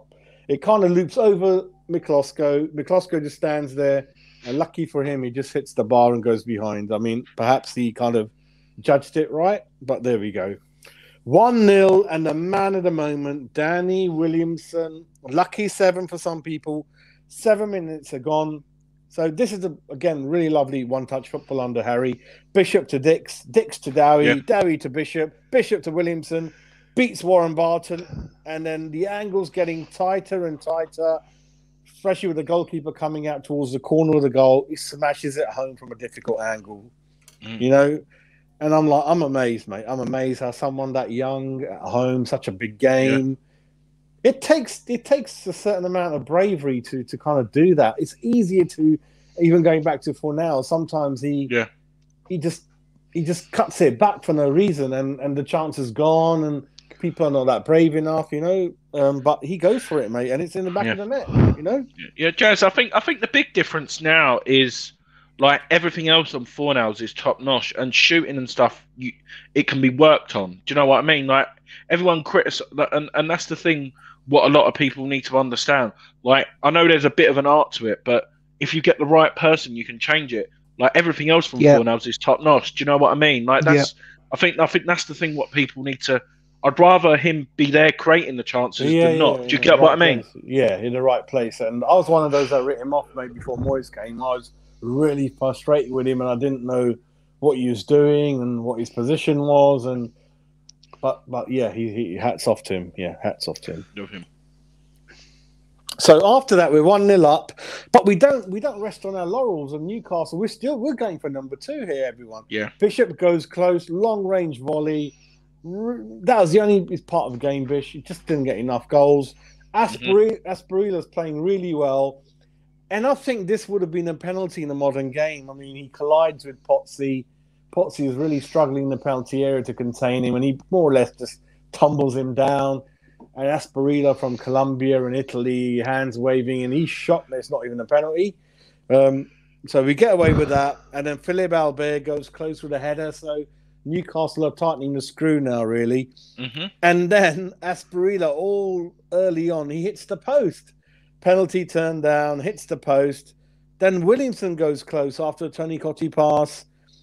Then Les Ferdinand, he shaves the post. So we're obviously under the cosh, because this is a Newcastle team, a bit like Man United, one of the biggest sort of good teams, a lot of money that their owners put behind them, and we're hanging on in there. And then 82 minutes. So if I look at the substitutions, let me have a look. So this is the one good game that Cottee actually started, so I've got no arguments with that. And luckily, Gradnam hasn't pulled him off, because I think Bishop goes off after 70 minutes. John Harkes comes on. Disco Dale Gordon comes on a bit later on for TC, but I'll come to that later. So it's a Williamson corner. So not only is Williamson good at finishing things and a bit of skill, he's actually taking corners. He takes the corner, and Julian Dix gives it to Tony Cottee. He slips it in, and it looks like Tony Cottee has tried to score. So the corner comes in, Dix heads it to Cottee. Cottee mishits it, and then it just goes in, really. It's like a mishit. It's not really clean hit, really. And I'm not sure. When you look at the replays, I reckon he doesn't touch it. I don't think Tony Cottee hits it, but he's given the goal because he's certainly aiming that way. And it's a 5th straight Premiership win, really, and it's over the title challengers Newcastle. So it's the West Ham way, where we don't really know. But one thing that really I'm happy about doing all the time that we've covered up to this point, we definitely know that the players are all playing for the manager, even under Bonds, under Lyle. So up to this point in the West Ham history, we don't have any incident of players down tooling, which is we're getting so much of at the moment with other clubs, and so I'm really happy about that. So with Harry, even if you sub someone or you drop someone, it's got that working class hard, ethic, and there's no.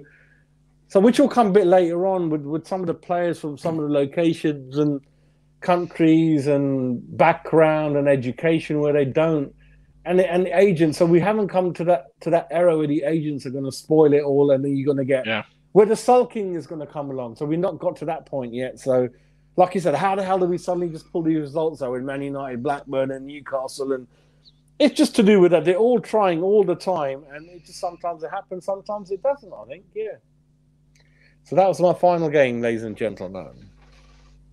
Not bad, not bad. Yeah, so and like you say, that was against the Newcastle team that were just beginning to crack at the wrong time, and that they were a fantastic team to watch. I remember them; they absolutely tore teams to shreds. I mean, even their defenders were sort of getting in on the act. Philippe Albert, Warren Barton, sort of bombing down the right wing, sort of thing, and he was a fullback.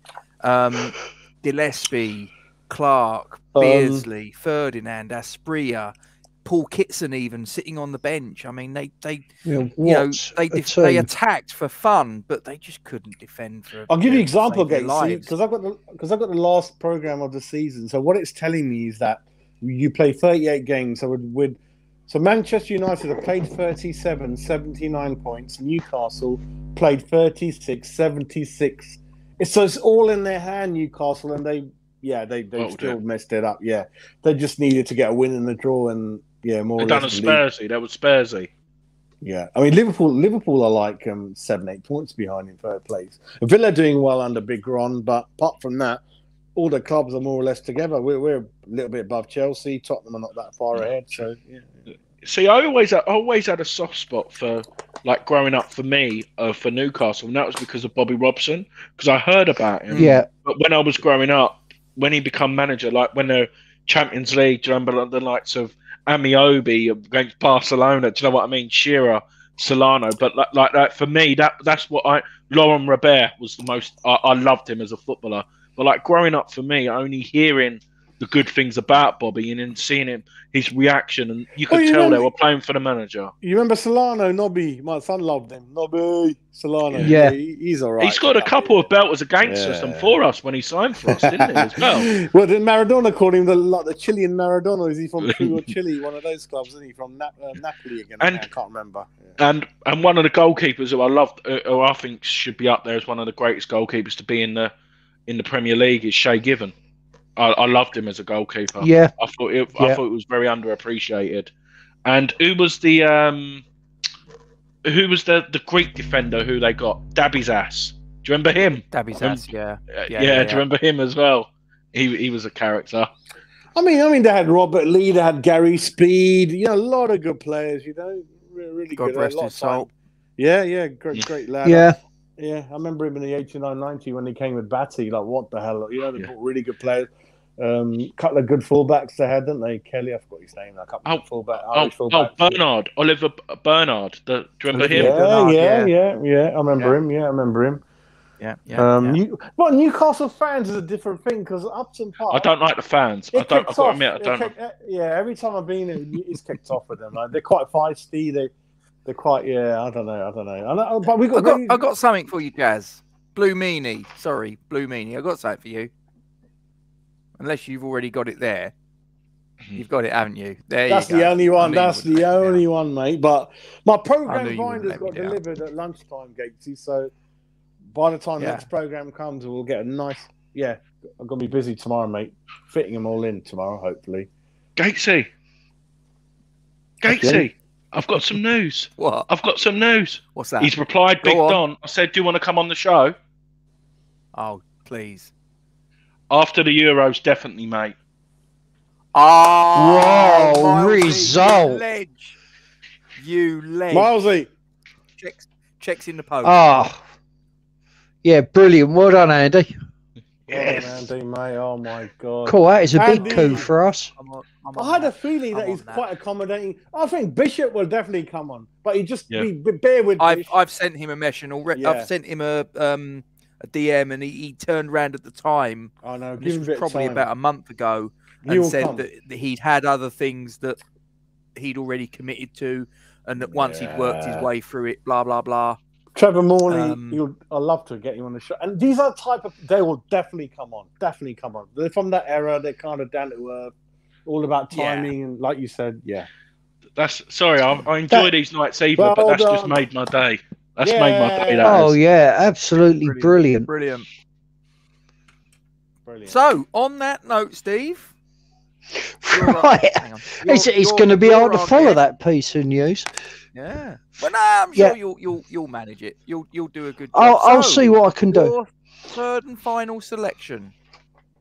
Well, it's by us the way, against.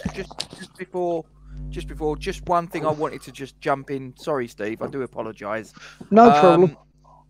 Blue Meanie. Can he hear me? Is he ignoring me? Jazz. Oh, sorry. I thought... You're Blue Meanie. I'm not used to my new name. I'm not used to it. Sorry. You got to get used to it now. You're gonna have to wear that every week.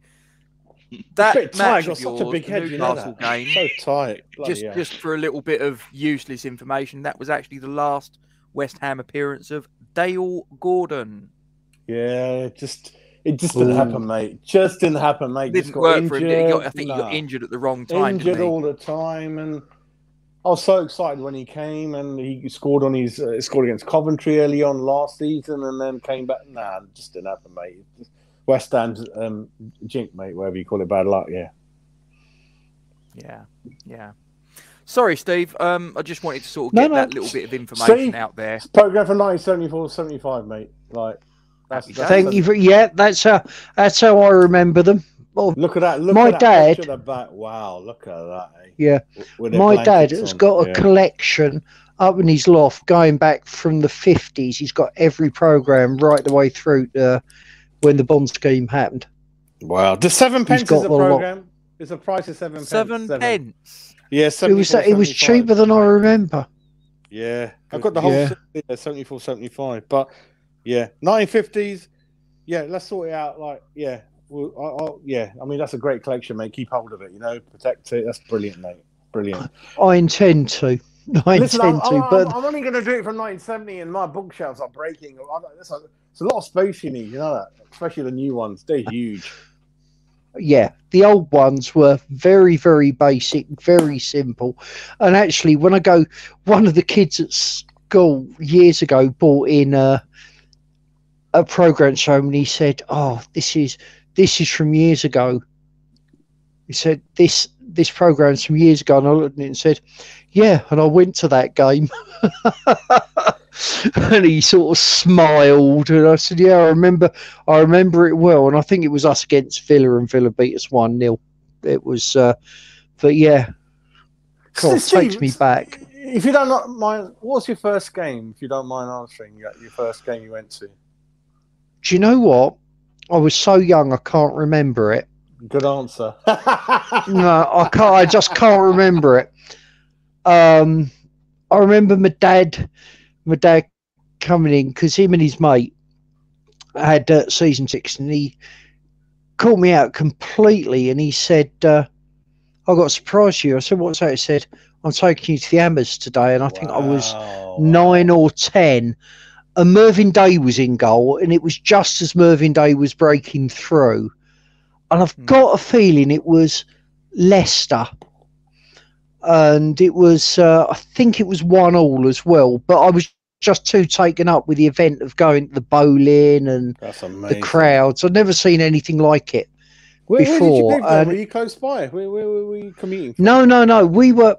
Well, I'm originally from Walthamstow, then Barkingside, but by that time of my life, we were living in Essex in a small village called Doddinghurst, which is just the other side of Brentwood. And my dad's still there. And so we used to... Dog track there, isn't it? Walthamstow, is it? I don't know. Yeah. So Dad and I used to hop in the old Hillman Hunter, as it was, and we used to drive the ground all through Leytonstone and bits, park up. Those were in the days you could park up and then just walk to the ground. I always drove to Green Street, yeah. To be fair. Yeah. Always found something back of the roads. But I remember in 76, 77 season when he got us season tickets because some reason his mate couldn't have his that year. Yeah. Our season tickets, and we were sat on the halfway line opposite the chicken run. See, best seats in the house. You're in a West End like me, aren't you? West End upper, mate, or lower West End. Yeah. So yeah, well, my dad knew the ticketing officer, so he got the best seats in the house. But he, so you'd be right behind the directors there, mate. Good seats, those are good seats. Yeah. And our season tickets were the princely sum of £50 each. That still sounds a lot to me, mate. It was back in the day. Wow, that's a lot. I think that's a lot still. Houses were what, 80 quid, weren't they? Well, I remember we bought a house. We moved out to Doddinghurst and we bought a semi-detached house. And this was breaking the bank at the time. And it was $4,500. They're now selling for 400,000. Sounds about and the right, house mate. and the house we moved to. Gatesy will have two of them. Order two for Gatesy, and I'll have a few. All I was going to say was my wife's from Ilford, and her family home when me and my wife sort of first met and whatever was I don't know if you know Valentine's Park in Ilford. I know it very well, yeah. Well, she lived right opposite it, and it was, I think it was a 4-bedroom, and then they had a loft conversion, so it was 5 bedrooms. Wow. And I think I remember my late father-in-law telling me that he paid more for his people carrier that he had at the time than he paid for the house. because I think the house was $9,000. That's about right, isn't it? Gatesy, I used to hear. Yeah. About right, Which is absolutely ludicrous. I can't remember how much they sold it for, because they sold it and they moved out to Benfleet. Unfortunately, my late father-in-law never made it because he passed away, sadly. Long story, Right. but yeah. So my mother-in-law's out in Benfleet at the minute. So, but yeah, Well, it's incredible because, like I say, so what was saying about prices of things. You know, like I say, my father-in-law said he paid more for a car. I mean, all right, it was a people carrier, but he paid more for a car than he paid for a house. It's nuts. I think the key was Gatesy. It was a relationship manager with the bank manager. That was the key. A lot of people kept getting refused, so he had all the power. My dad was telling me how you get on with the bank manager. There's no credit reports back then, nothing like that. And Dad, you say, I'm gonna have to meet Mr. Bullet, and hopefully you'll push a couple of thousand through my way. Like, yeah, apparently that's the way it used to be. All the bank managers used to say, yes or no, wasn't it? Kieran said semi-detached posh, Steve. Well, I tell you what, Kieran, we moved from there, and my parents brought a house in a place called Hook End, or a bungalow, 4-bedroom detached bungalow, and it sat on a third of an acre of land. This place was brilliant to be brought up in. We had a cricket pitch over the back, so I remember in my teenage years sitting with my dad in a deck chair watching the locals play cricket with a beer. And that was £29,000. It sold a few years back, I think, for 900,000. Bloody hell, sounds about right, doesn't it? I know. Wow. Yeah, and my parents couldn't afford it. It goes back to what Jazz says, but my dad's best mate was the building society manager and said, yeah, you can have the mortgage. Yeah, it's a key, wasn't it? Yeah, different world. What you know, you know. Well, absolutely. And I mean, my dad's best mate, they've known each other easily 65 years now. They used to do a paper round together out in Chadwell Heath years ago. And that's how they knew each other. So, it was quite something. Wow. Yeah, God bless that. Getting back on topic. No longer here. Yeah, sorry, now we've talked about house prices. Bored everybody shit list with. Yeah, reminiscing. That's the trouble when you get old gits on it. You see, like me, games. Get on with the bloody football, for Christ's sake. The Midland Bank and that'd be national, but never know. Yeah, let's carry on. Listen, if you guys have been watching us from the very beginning, God help you for starters. But secondly, you'll know that we go off on little tangents that last ages, and then we go, oh shit, we were talking about football, weren't we? Not the we were at some point. And it's shit at 6 in the morning. How did that happen? Mars bars were 10p back in the day. Oh, don't. Or yeah, they were. Marathon. Yeah. Marathon. Sorry, my third game. Let's do it. Okay, my third game is the 7th game of the season. When we played Everton at home. Now, after 6 games, we had 2 points, and then, against all expectations, we carelessly go and beat Bristol Rovers in the Cup. And I know, so we finally got a win on the board.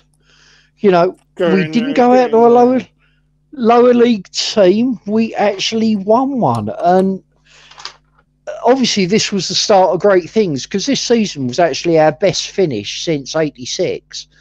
So here we go. My recollections of that game. We had Miklosko Dix, Martin Breaker, Steve Potts, who was subbed at half-time for Reaper, Bishop Slater, Lazaridis, a player I really liked, I have to say. Skippy. Monker. Yeah. Skippy, yeah. Monker, Dowie and Cotty was subbed at 81 minutes for Williamson. Everton, and I think they had one of the best goalkeepers of the time. They had Southall. Yeah. I thought he was superb. I was born in Southall. Yeah. Not in Neville, Southall, though. No, it's not a Welsh village. No, unfortunately. No. And then they had Short, Watson, Barrett, Hinchcliffe, who I thought was a good player. Yeah. Howie, was it Howie? I can't read my own writing again. Barry Horn. Barry Horn, yeah, that's it. Yeah, Barry Horn, yeah. Grant, who was substitute at 53rd minute for Anders Limpar. He was okay. He was. Parkinson's. Vinnie Samways. Now, he was part of the Crazy Gang, and I'd never remembered him playing for Everton. No, he wasn't from Wimbledon. No, from Tottenham. No, he was Tottenham. Oh, was he Tottenham? Yeah, playmaker in the middle. Yeah. We covered him a couple of seasons ago, didn't we? A couple of weeks ago. Oh, okay. Later played in Spain. Did he really? Yes, he did. I think he went to a team. I don't know if it was Malaga. Or it wasn't like a Real Madrid or anything like that. It was. I was about a to sort say of like he had a big nose, but I might get myself into trouble with Vinny Samways. You might. You look. might. Yes, I won't say nothing. His mum might be watching. Yeah. Okay. But if you want to be politically correct, he was nasally challenged. Yeah. Perhaps. That'll do. Yeah. And then up front we had Amakochi and Paul Rideout, who I thought was quite a good player, but he only made 15 minutes of that game. He went to was Bari, subbed off. didn't he? Bari. One of those players went to Bari for his from Villa, I think. Yeah. So I picked this game because, well, we actually won one against all expectation from the first 6 games. We've gone and won one. And yeah, good. And I'd love to say it was free-flowing football that got us the victory, but it wasn't. In the 6th minute, and if you ever watch the replays, the commentator's going, "Oh, I think Ian Dowie was manhandled in the box." He was barely, touched. It really was not a serious challenge, and the Hammers get a penalty, don't they? And I'm thinking, God, even by modern standards, that's soft. Yeah, but don't knock it. We haven't won all season. And of course, the Terminator, Dixie, steps up. Oh, what a legend. Yeah, and absolutely hammers it in as Southall's looking at him, bottom left. Southall, no chance whatsoever. Wow. Okay, so we're all in shock. West Ham are 1-0 up. And then the rest of the game's a bit sort of, back and forward, 2 very even sides, as it often is with Everton. And then Billy Sands equalises just before half-time. All of us are thinking, here we go again. How often have we been ahead this season? We've been ahead against Spurs, been ahead against Forest, been ahead against Leeds, and got nothing out of any of them. Nothing. We've got 2 points out of all those. So in typical West Ham fashion, nothing. So we go in half-time, 1-1. And again, the second half is nothing exciting, no free-flowing football. And then we get awarded a second penalty, don't we? And old Dixie wanders up to it, and this is what I remember about the game particularly. And this is why I picked this one. Apart from it being our first win, Dixie goes up to it and hammers it in exactly the same place as he did the first time. Wow. Yeah, but Southall gets a hand to it. Wow. Dixie's hit it so hard, it's just gone straight through Southall's hand into exactly the same place again.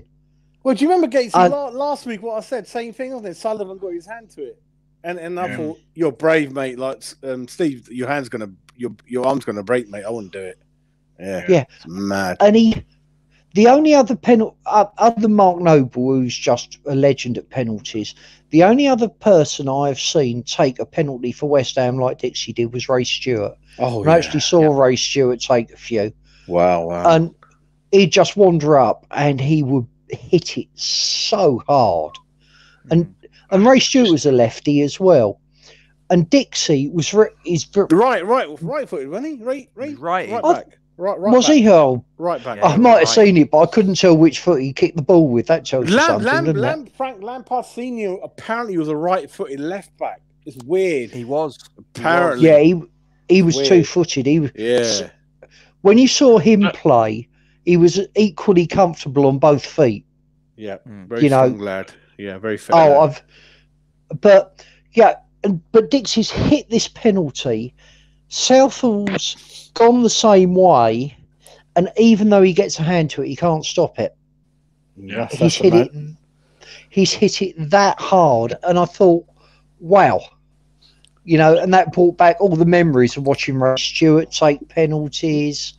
Well, Steve, you might remember this. Well, you do know this, but in '86, McAvaney was very, not bitter. He's a pretty cool guy. He goes, I lost the golden boot to Lineker, half of his goals on penalties. He goes, I didn't stand a chance. And he goes, when I come back the second time, Dix was taking him. So he said, he goes, I didn't have a chance, did I? And but if you think about modern day footballers, no one really hits them like Dixie or Stewart or anyone like that, do they? They all just want to be fancy and place it. Why not just here? Marzi, do you agree with me? I don't think the modern players got the guts to take him. I think they go missing. You got to find someone. That's look at the Man City team. They're the worst penalty takers in the whole league. All of them. They missed. I think their percentage rate on penalties was like 20% last season or something. I think they go missing, Marzi. They're not man enough to that. They do not want to take one, mate. I think that's half of the mental game. Yeah, but that was it, you see. Dixie hit it so hard, and that got our season started. We ended up in 10th place, as you said, 5 wins on the back. But it took a load of guts to hit that ball in the same position and hit it that hard. Brilliant. The confidence you've got to have to strike a ball that hard from a dead ball that hard is quite something. So, yeah, great. First victory, and we were on our way after that. Brilliant. Not a great game, but the 2 penalties were superb. It's good to get one over Everton, isn't it? Good to get one over them, mate. Yeah. Well, yeah. Oh, there was somebody who mentioned Steve Perryman earlier, and I've got to tell you this story. With me, yeah. Yeah. Boy. Okay. Boxing Day. When was it? 76. Oh, 76, no. Boxing Day 76. West Ham were playing Spurs. And obviously Perryman's captaining Spurs and Bonzi's captaining our side. Yeah. It was a 1-1 draw, but the one bit I remember was, I'm pretty sure it was Steve Perryman, but forgive me if I'm wrong. There was a lot of gamesmanship going on in that match, and players getting booked. And Perryman's gone in on Bonzo, and Bonzo's gone down like a sack of potatoes and just laid there on the floor, and all the crowd are hissing, booing, everything. And the ref looks at Perryman, takes a card out and books him. As soon as he's booked, Bonzo leaps up and runs back in defence and wasn't hurt at all. And he just absolutely conned the ref. And that's one of my memories of Steve Perryman. Good player, mind you. Very gritty. Well, you talk about Boxing Day in 1985-86 season when we finished third. Our 21-match unbeaten run came to an end on Boxing Day against Spurs, and Steve Perryman scored the goal. Can you believe that? 10 years on. Yeah. That's just rude. I'm like, That's weird, isn't it? That's weird. Yeah, it is weird. Anyway, Gatesy, over to you for your last go. Okay, thank you very much, Steve. That was a nice little trip down memory lane. So, thanks, Steve. Good contributor, mate. Really enjoyed it. Yeah, thank you. Absolutely. Cheers, mate. So, for my third and final one of my selections, I'll just get it on stream for you, ladies and gentlemen. Oh, there we go. Okay, so it is West Ham United 4. Manchester City 2. I'm just going to scroll in. I'm just 6 goals. Wow. Yeah, 6-goal thriller. And I remember this quite well for a pretty spectacular goal that you're going to see by Julian Dix in the 83rd minute. So let's just look at the starting lineups. So in goal for West Ham, it's Ludo, obviously. There's Slaven Bilic, Tim Breaker, Julian Dix, and Mark Reaper. Then you've got Keith Rowland as well. Again, he's a defender, but I think he was playing in midfield at this point. Yeah. Whatever. Ian Bishop, Michael Hughes, Danny Williamson, Ian Dowie, and look who else was there, ladies and gentlemen. Ili Dumitrescu. Who? Oh. Yeah, from the guy we bought in from Spurs and $1.5 million, wasn't it? I didn't know he really played worked out. I didn't know he played that season, did he? Oh, okay, yeah, wow. no, he came in during the course of this season, and obviously the following season in the summer we brought in his mate, but he quite liked Harvey Nichols apparently. There was a big fight with Dimi as well, I think, dressing room, but there you go. Yeah. Yeah, but and obviously also one of the substitutes, well, the only substitute according to this, in the 68th minute coming on for Dumitrescu was Danny Carvalho, still on loan from Sporting Lisbon at this point. And then looking at the Manchester City lineup, now Manchester City were in an awful lot of trouble here, an awful lot of trouble at the lower reaches of the table. You got in goal Ike Immel, who was actually the West German goalkeeper before the reunification of Germany in the 1988 European Championships. Little piece of knowledge for you. Oh, wow, they've got 3 Germans. I've only just realised. Sorry, yeah. Ian Brightwell, Keith Curl, Michael Frontzek, Kit Simons, obviously big mates with Chris Coleman. And Michael Brown, Nigel Clough, son of Brian, Georgie Kinkladze, who I remember scoring Georgia, beauty of a goal. Great player. Probably 2-3 years after this, when we played them in an FA Cup game at Main Road. Sort of cut. I think he was on the right wing, and he sort of cut in. He went past 3-4 Remember that players. goal to a T? Yeah. And Steve Lomas popped up and scored the winner, who obviously is also in this Manchester City lineup here. Nicky Summerby, the son of Mike Summerby, and then their forward, again, the third of the German trio, Uwe Rösler. Substitutes coming on for Rösler was Niall Quinn, and for Nicky Summerby, and this guy I do not remember at all, I have to say, Giuseppe Mazzarelli. No idea, ladies and gentlemen. I've got absolutely not a Sounds clue. like a car salesman. Yeah, it probably was. It probably could be Italian. Just before I go into the, exist? just going to have a look at the comments. This is extremely random, but I got the West Ham badge in a packet of Merlin Premier League stickers the day of this game. Tom, I'll tell you what, if you can remember little bits of information like that, that is... Panini all the way. Merlin were poor substitution. Okay. And in answer to your question, was this the season that City went down and the rumour went round that the team that they already had done it? Yes, it is. It is. And that is true. Because I remember Steve Lomas, I think, thought that because I think their last game of the season, they drew 2-2, if I remember rightly. And I think they thought that it was enough. So they started sort of like playing a little bit the last couple of minutes with the handbrake on. And then they realised right at the sort of last knockings of the game, oh Christ, a point isn't enough, sort of thing, and it's too late. Steve, you know David Pleat running down the pitch when Man City losing to Luton, isn't it? 83-84 to go down. So they're used to that. They're used to that with his white suit, cream suit, whatever it was, white boots, cream boots. Oh my God. Oh dear, yeah. And Steve, Luton always had a one over West Ham under David Pleat. Always bloody got one over us, mate, for some reason. Yeah, well, they had that artificial pitch, didn't they? I don't know what season that was done, but when we won the League 81, like League One, what was the old League One Championship, we only lost 4 games all season, and they done a double over us. Oh yeah. Well, I mean, they won the first game, didn't they? Yeah. The first game of the season. Before I just sort of go into this, I've got this. This is the program for the Everton game. I do apologise, Steve. I'm late again. No problem, mate. Mr. Monker with the Wise. We hate Dennis Wise. Yeah, Dennis Wise. Yeah. So, anyway, before I bring him in, this is the commentary of the Audi Martin Tyler, ladies and gentlemen, making his third and final appearance today. And this is West Ham United 4, Manchester City 2. And any of you watching this, if you don't know the goal I'm talking about that Julian Dick scores, brace yourself. So 21 minutes played here at Upton Park. Corner to West Ham. Played in by Dumitrescu. Dick's at the back post with a powerful header. It's cleared, but not cleared far enough. There's Dowie! It's 1-0 West Ham! He puts West Ham into the lead. Powerful header past Ike Immel in the Manchester City goal. The German couldn't keep it out. It was a beautiful corner played in by Ilya Dumitrescu. There was Dix with a powerful header at the back post.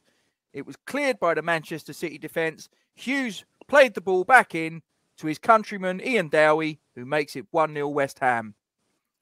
Manchester City coming forwards now here with Georgie Kinkladze. Good trick to get him past Julian Dix. He's into the penalty box. He goes down. Referee points to the spot. That's a penalty kick to Manchester City. And they now have the chance to equalise from the spot. It was a marauding, tricky run by the Georgian, who wins the penalty. And here comes Keith Curl to equalise. Is it? No, it's a save by Ludek Miklosko to his right-hand side. Keeps the ball out from 12 yards. Keith Curl couldn't put it past the big check. And the lead for West Ham United is kept intact. So in the second half here, corners be played in by Michael Hughes on the West Ham right-hand side. Ball's played in near post. Ian Dowie, 2-0. Doubles West Ham's advantage. He gets his second. And West Ham are absolutely flying here at Upton Park. It was a beautiful corner played in, left-footed by Michael Hughes. And running to the near post was Ian Dowie, who met it powerfully with his head. So ball played forward. Keith Curl to Niall Quinn on the edge of the box. Hiley with the drive. And Miklosko, he should have done better with that. And it's going to be 2-1. And Niall Quinn cuts the deficit in half. And that really should have been done better by Ludek Miklosko. The ball was straight at him. It was drove by Hiley. And he didn't get a grip on it. And the ball dropped straight to Niall Quinn, who couldn't miss. An absolute gift. And he will know he should have done better. So, ball's being played into Michael Hughes, who's going on a marauding run. He's into the penalty box. What's he going to do with it now? Plays it across. Here comes Julian Dix on the left-hand side. Drives it. It's a goal! Julian Dix from fully 25 yards hits a powerful left-foot drive past the German goalkeeper. And that's 3-1, ladies and gentlemen. And I think that that's probably going to be game over because we're here in the 83rd minute. West Ham have a 2-goal advantage. And that was an incredible goal from Julian Dix. And here comes Dix again, plays the ball inside to Bishop, receives it back from Bishop, and Bishop gets it back from Dix again. And he plays a beautiful forward ball to Danny Carvalho on the right-hand side. Is he going to get it in? He is! It's a fantastic goal from a tight angle from the young Portuguese on loan from Sporting Lisbon. And with 6 minutes left of this is now 4-1 to West Ham. And you'd have to say that that's 3 points to the EastEnders. That was a fantastic ball played forwards to Danny Carvalho. He went into the box from a tight angle. And he manages to squeeze it under the German goalkeeper's advance. So here come Manchester City. Hiley on the left-hand side. Quinn. Oh, it's a beautiful goal by Niall Quinn. But you have to think that's got to be something just of a consolation, no more. And it was a good effort, but all in vain. In the 90th minute, the game is over. West Ham United 4, Manchester City 2.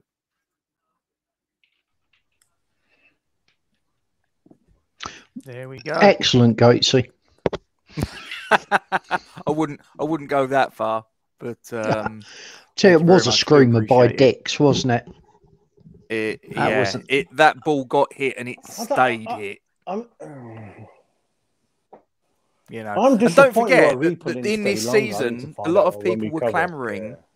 Yeah. A lot of people were clamouring for Dixie to be in the squad for the Euros that were coming up, and he never got anywhere near it because I just think, you know, I seem to remember a sort of like a story about, you know, he was told if he grew his hair and, you know, this, that, and the other, he'd get in the squad, you know, if he changed his image, and he was just like, no, I am what I am. This is me.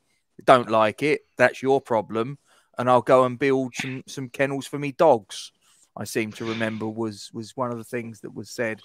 But, he won some England caps though, didn't he, Dixie? No, England B. I think it's all bloody England B. Yeah, He where it got was B about- caps and Yeah. maybe under 21s, but he never got There's a an full eye- England cap. Yeah, there's an article in that Newcastle game in February, and Harry's saying every game I tell him don't get booked because he's had that incident with John Spencer stamped over his head. Yeah. And Graham Lasso is apparently injured, and Terry Venables, Stuart Pearce is struggling. But when similar reasons why Brian Clough never became England manager, I remember going back to what Gatesy said, Glenn Hoddle's number Cheers, 2. Mark. Swindon guy saying, yeah, you got to grow your hair and have a nice side parting, mate. And Julian told him, up yours, mate. Yeah. Yeah. This is me, and you take it or leave it. But I ain't changing. And to be fair, I think that's exactly the way it should be. You know, you are what you are, and if people don't like the way your image, do you know what? That's their problem, not yours. You know, he's one of those players, Gatesy, where I've got knowledge of all the teams, yeah? And you talk to any idiot of non-West Ham fan, they just do not get it about Dix. Even Liverpool fans, yeah, it's nothing, weren't he? I'm like, you ain't got a bloody clue, mate. You haven't got a clue. I just wish I was old enough. He walked into a Liverpool team that was struggling. I think he's the most underappreciated. One of the things, though, he's got a little place in Liverpool history. He was the last Liverpool player to score in front of the old Cop before it was pulled down. Yeah. So there you go. He'll always have a place. Fuck the Scousers. Yeah, listen, they didn't appreciate him. You know, their loss was our gain. So there you go. That is my third and final choice of the season. So, gentlemen, we now come to the part of the evening where I have to ask you for your personal choice as your Hammer of the Year. So we'll start with you, Mr. Miles. Talk to me. Who's your Hammer of the Year? This was hard, Gatesy. This was hard. I think this is probably the hardest one. I'm not going to lie, since we've been doing this. In my opinion. I never think about this till Gatesy asks me, and I'm struggling. I never think about it. I'm going to give it to Danny Williamson. Okay, good choice. Every game what we've sort of covered, he's been involved, and like what people were saying as well, is his corners. He done everything off the ball, on the ball, scored some great goals, and like you said, he was just very unfortunate that we let him go. And I think he could have. But hindsight, what you say that a couple of years later, the players who broke into the team, if he was still there, maybe they wouldn't have. So it's I wonder whether the fact that Frank Lampard was sort of like a couple of years behind him was an influencer in Harry thinking, well, yes, he's a good player, but actually I think that the kid that's a couple of years below him will be better. And we'll never know, because unfortunately Danny Williamson never went on to have the career that he should have done because injury got in the way, and that's such a shame for him. But I do wonder if Lampard hadn't have been waiting in the wings, would he have been moved on? Possibly not. But no, I think he deserves it this season. Like, I think it was obviously the Bolton game, what you done. He was very heavily involved in a couple of the games what I'd done with this contribution. So I've got nothing else but positive things to say anything. But no, Danny Williamson for me.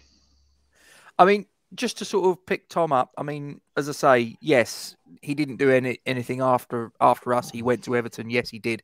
And he picked up an injury at Everton. And that's largely why he didn't do anything and why his career basically come to an end.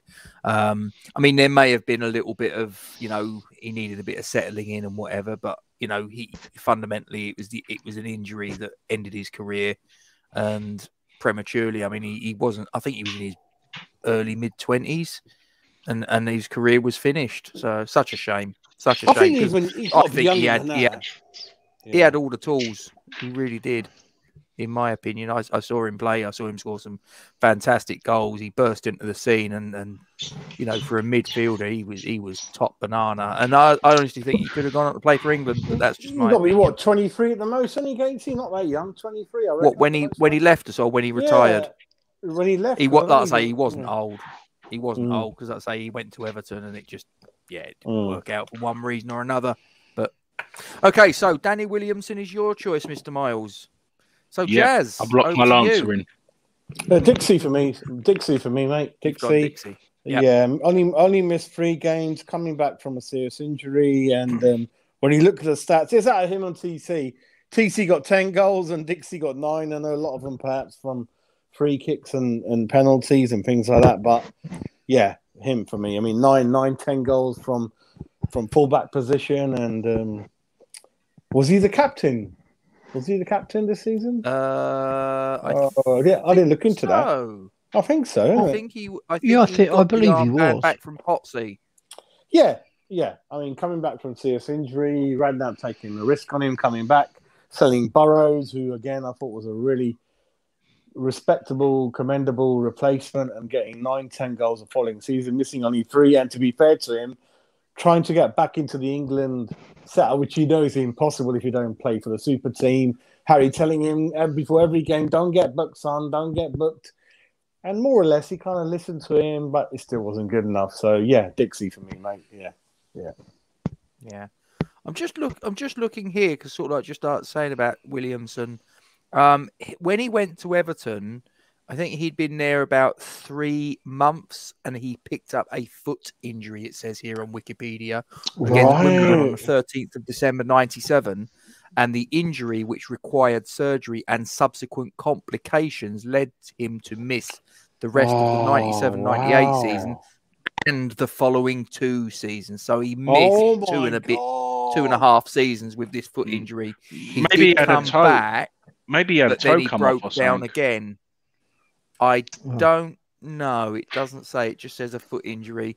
And he had his playing contract at Everton terminated at the end of September 2000s, which was 9 months early, and also marked the end of his playing career. Oh my God, that's got to be early, Gatesy. So you're talking 24, mate. It was a foot injury. It's a Colliston thing, isn't it? Again, good.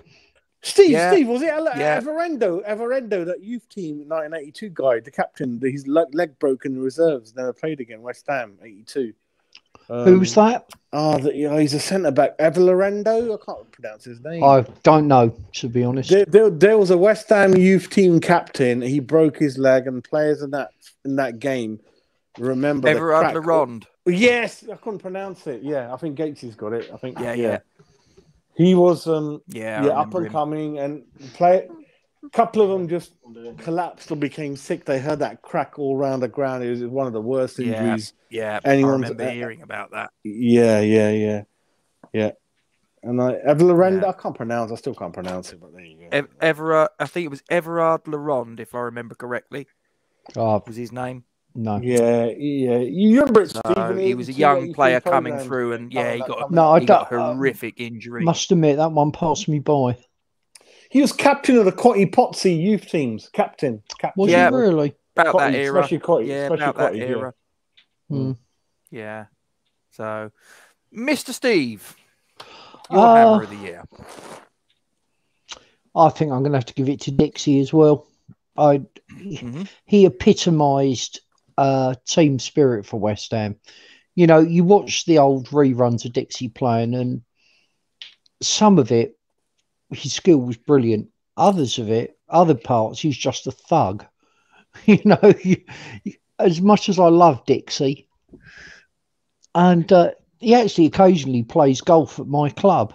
He's a very good golfer, but bumped into him. Monker's good at golf. I've passed him in the changing rooms, but somebody said to me early on, I mean, when he was playing this, going back a few years, said he'd give loads of time to the kids, but if adults asked him the question, he'd just blank them, because obviously that was what he got all the time. Yeah. I didn't get that. I met him live with the kids. He's lovely, very accommodating. Oh, I'm sure he's a smashing fella. Look, but let's be fair, he's out there to have a game of golf and a bit of peace and quiet. He doesn't want to talk about West Ham. No, but if he's finished golf, he's getting changed.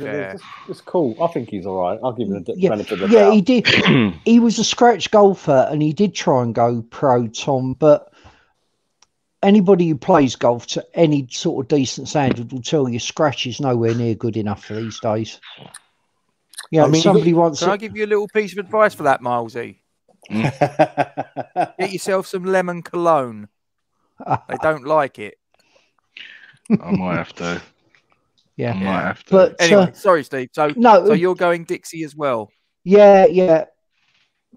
I just think he was a real powerhouse for us that season.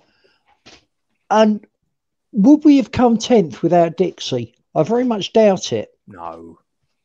You know, and he was a standout player for me. I loved watching him play. From various interviews he's done, and people I know who know him, he's just a genuine guy, and he's a true hammer, you know, as well. And I think that goes a long way. He went to Liverpool, and you could tell he wasn't happy. He wanted to be with us, but you know, it had to be done at the time. Venables tried to grab him a couple of times, and he told Spurs to let it go. They were after him a couple of times in his life, and that's probably why he never got picked for England when Venables was manager. Then, I think Jimmy Bullard's a good golfer, Steve, isn't he? Jimmy Bullard, he's good. I don't know. Yes, I don't know. But when Tom said about Dixie going pro, I mean, I used to play. I'm nowhere near this stand now, but I used to play for handicap of 8, and people used to say to me, "Oh, you could get to scratch." Not a chance. No way. Not in a million years. The gap's too big. But the gap between where Dixie was off scratch and the European tour is bigger. I mean, and he is a great golfer, great amateur golfer. Yeah. But he's got time now, hasn't he? It's all about levels. Yeah, but I don't think his knee could even cope with 18 holes of golf, you know, and playing it in consecutive days if he was to go pro sort of thing. And I think he's got a little baby in, if I'm right on what. Yes, he's became a dad again recently. He remarried, or I don't know if he remarried, but he's got another half, and they've got a little thing together. So before I give my hammer of the year. Just sort of like one other little piece of historical information. On New Year's Day of 1996, during this season, we played away at Manchester City Main Road, and a little bit of Premier League history was made, and actually a little bit of Premier League history is still intact, if you will, even sort of like after 25 years. In that game, Ludo Miklosko had been suspended for a previous infraction, and Les Seeley was meant to be the goalkeeper. He got injured, and a young lad by the name of Neil Finn, 17 years of age, played his one and only first-team appearance for West Ham. He became the youngest ever player to play in a Premier League match when he did so. That record has since been broken, but he remains to this day the youngest goalkeeper to ever play in a Premier League match at the age of 17. And you know, Gatesy, you know, Championship Manager 97, 98, and one of the biggest questions is that West Ham, when you start the game, West Ham's got 6 goalkeepers in that squad, which is unheard of, and he's one of the names that's there as a future hero. Well, there was Miklosko, Seeley, that we had during the course of the season. I mean, they weren't all necessarily there at that time, but I mean, you know, Peter Shilton was in there, Steve Mortone was in there, Neil Finn was in there. Then later on, you had Craig Forrest came in, and So Ali Bomler-Gerald, just a little bit of Ali Bomler-Gerald. I don't know how to pronounce it. Bernard Lamar. Yeah, he's in there. Yeah. The weed man. I listened to a really interesting interview with Neil Finn. And they said to him, you know, you played that one game for West Ham, but you never went on to have a real professional career. And he said, basically, I just didn't quite have what you needed to play at that level.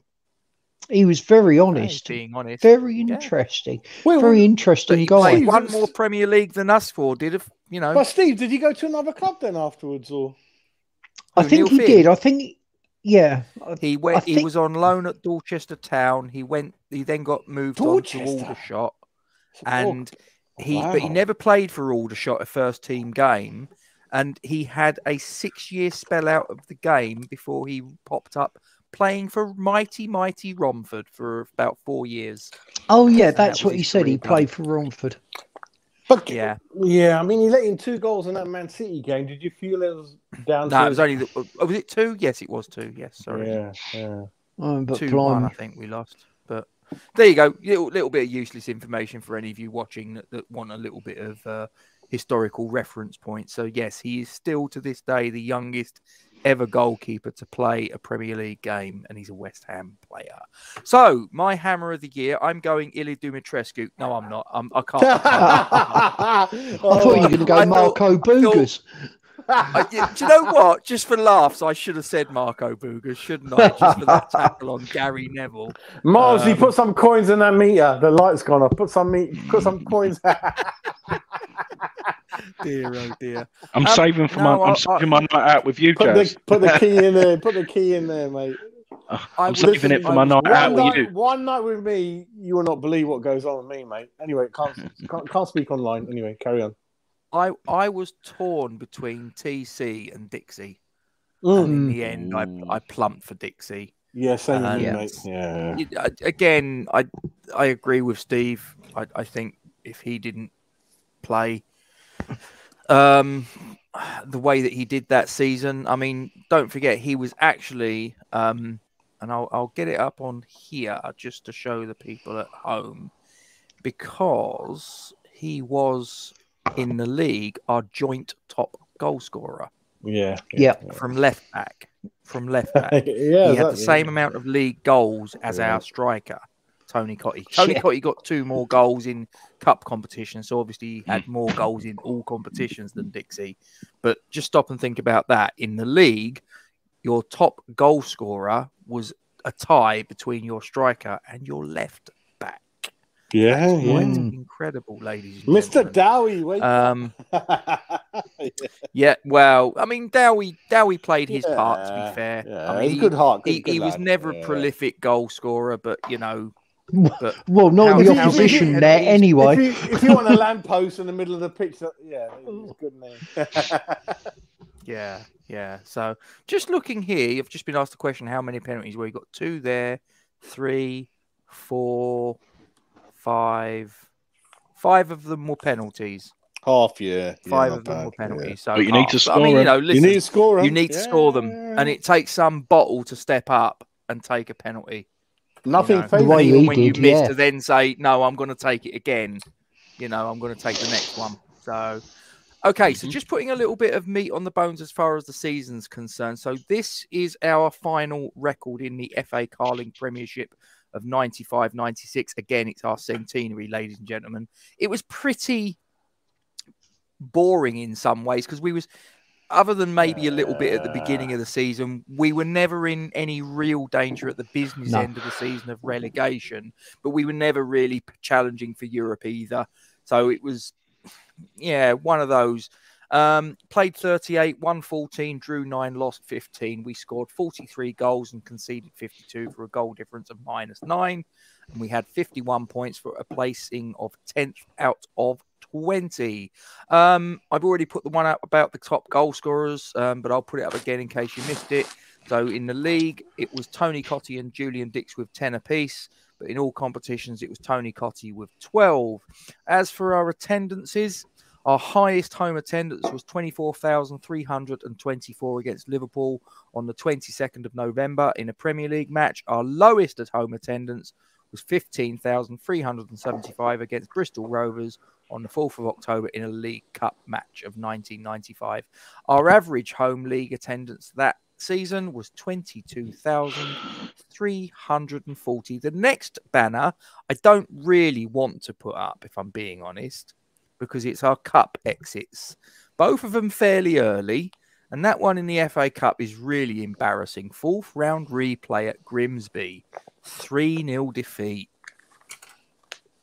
Tell me anything good that's ever come out of Grimsby other than fish.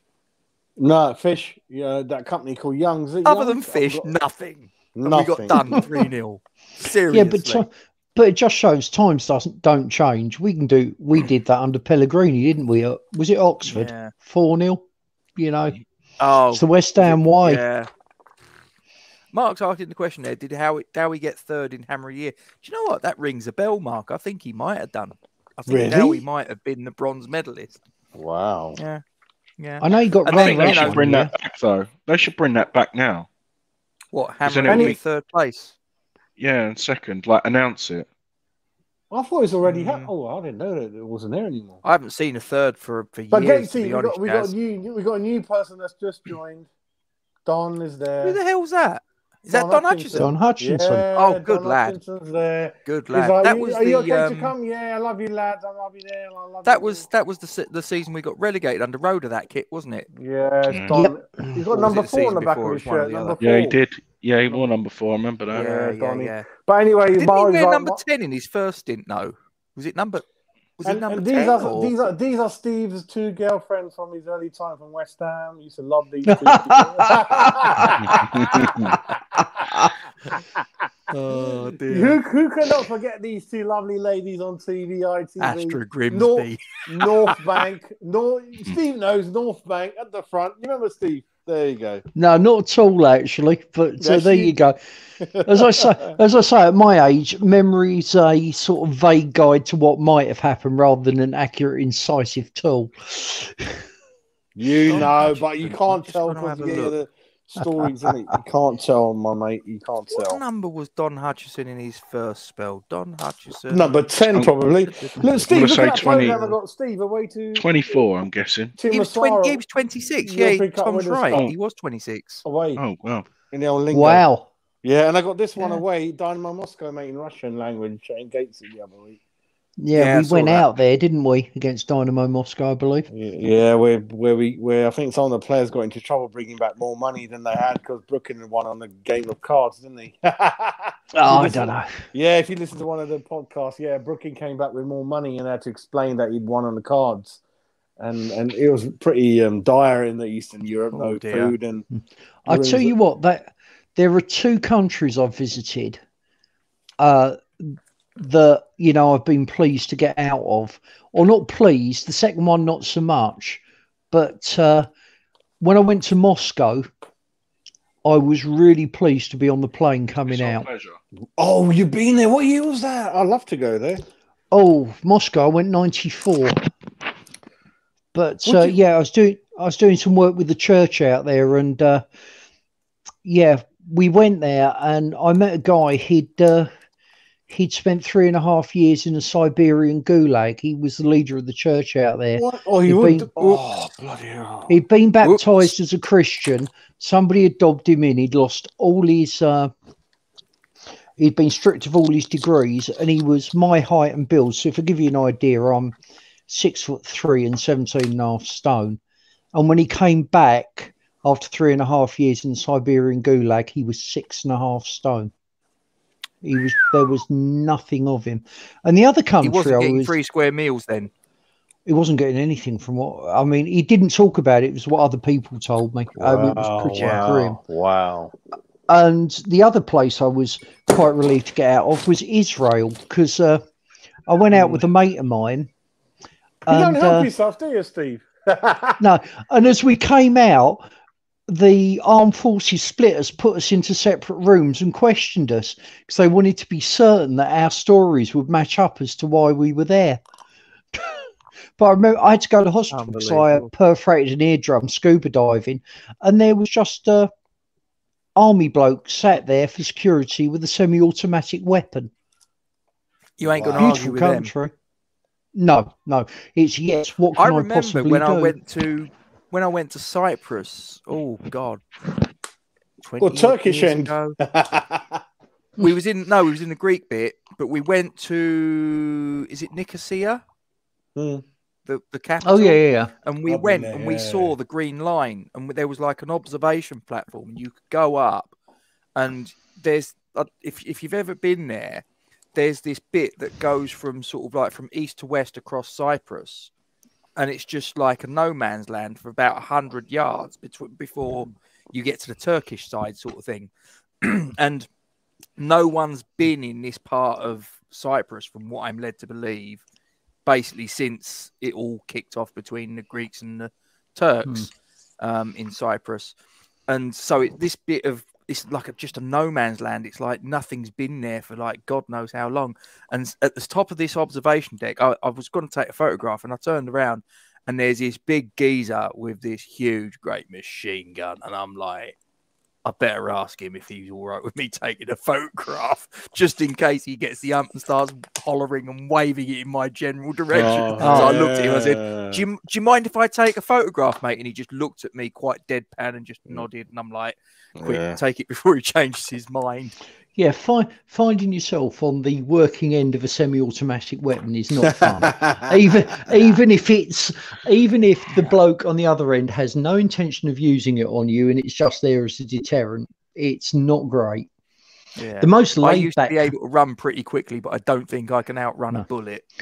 The most laid back country I've ever been to is Tanzania. The wife's Tanzanian. And, you know, they're the only African country not to have a civil war. And it gives you an idea of the mentality. Oh, right. Because my wife's family from Kenya, like in the East African coast, a lot of Indians born. Yeah. So, you know, if they're going to have a civil war, everybody go, what time? 11 o'clock? Yeah, well, I might be able to make it by 12, you know.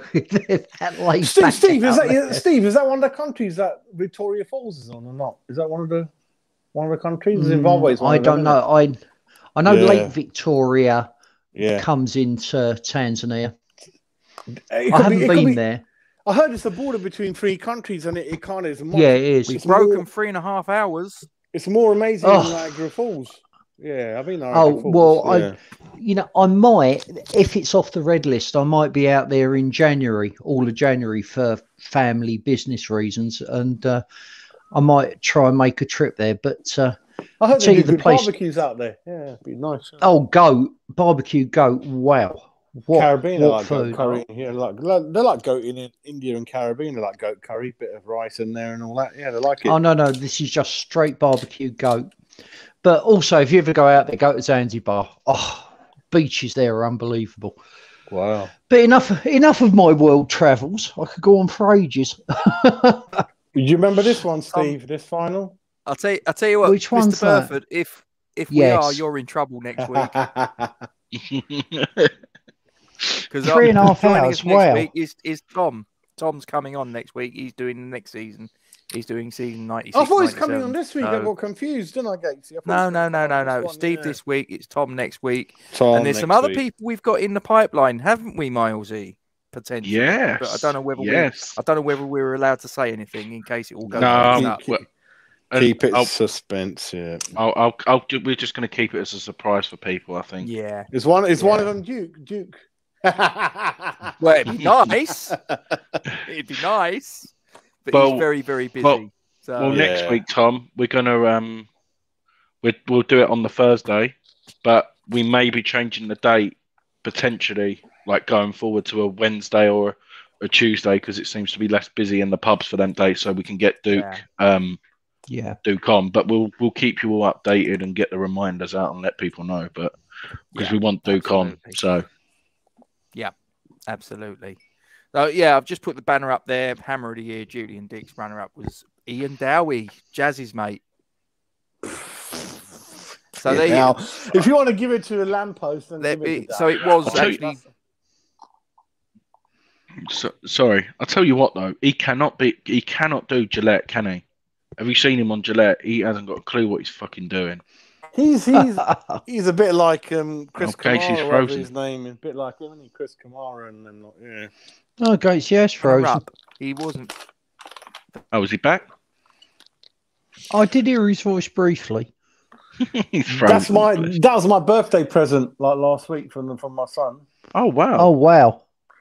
Yeah, I like that. It's not cheap, so I've kind of not bought it. And he realised that there's something missing in my gap, and he kind of got it. Yeah, I used to have a huge scrapbook that I in my youth days. I had too much rum and left it on the park bench, mate. No idea. Oh, we got two Gateses.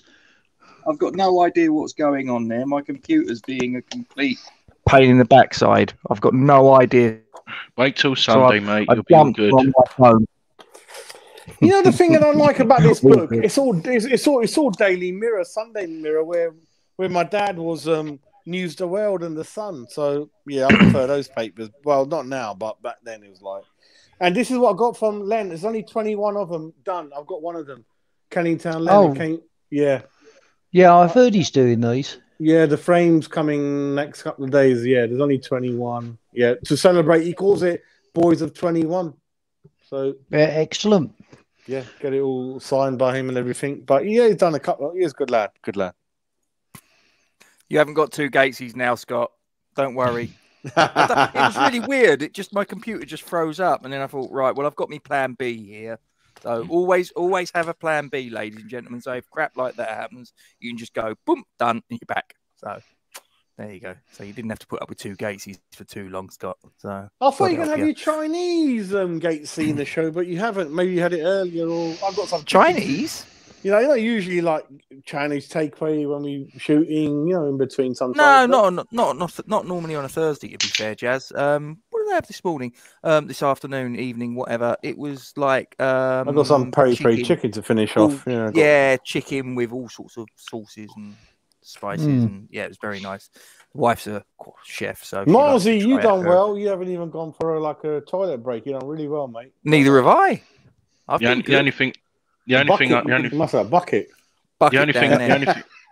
only thing I've gone to get is bloody cough medicine. That's the only thing I've gone to. Oh dear. Yes, electricity's gone out in the back. Oh, Milesy. Oh my God, struggling. We're endurance. We're into endurance, aren't we? West Ham Irons United is just asking 3.5 hours and still going ? And I'm like, yeah, this is easy peasy. Listen. If we're in a pub, we had Duke and everyone. It'll be 7-8 hours, no problem. West Ham. Yeah, we can do it. Like I tee off in 9 hours. At this rate, I'll still be doing this. No, it's like Gatesy said. Okay. Get a trip organised. Get the campfire going. We'll be out all night, mate. West Ham stories. That'd be great. Yeah. Brilliant. What's the worst that could happen?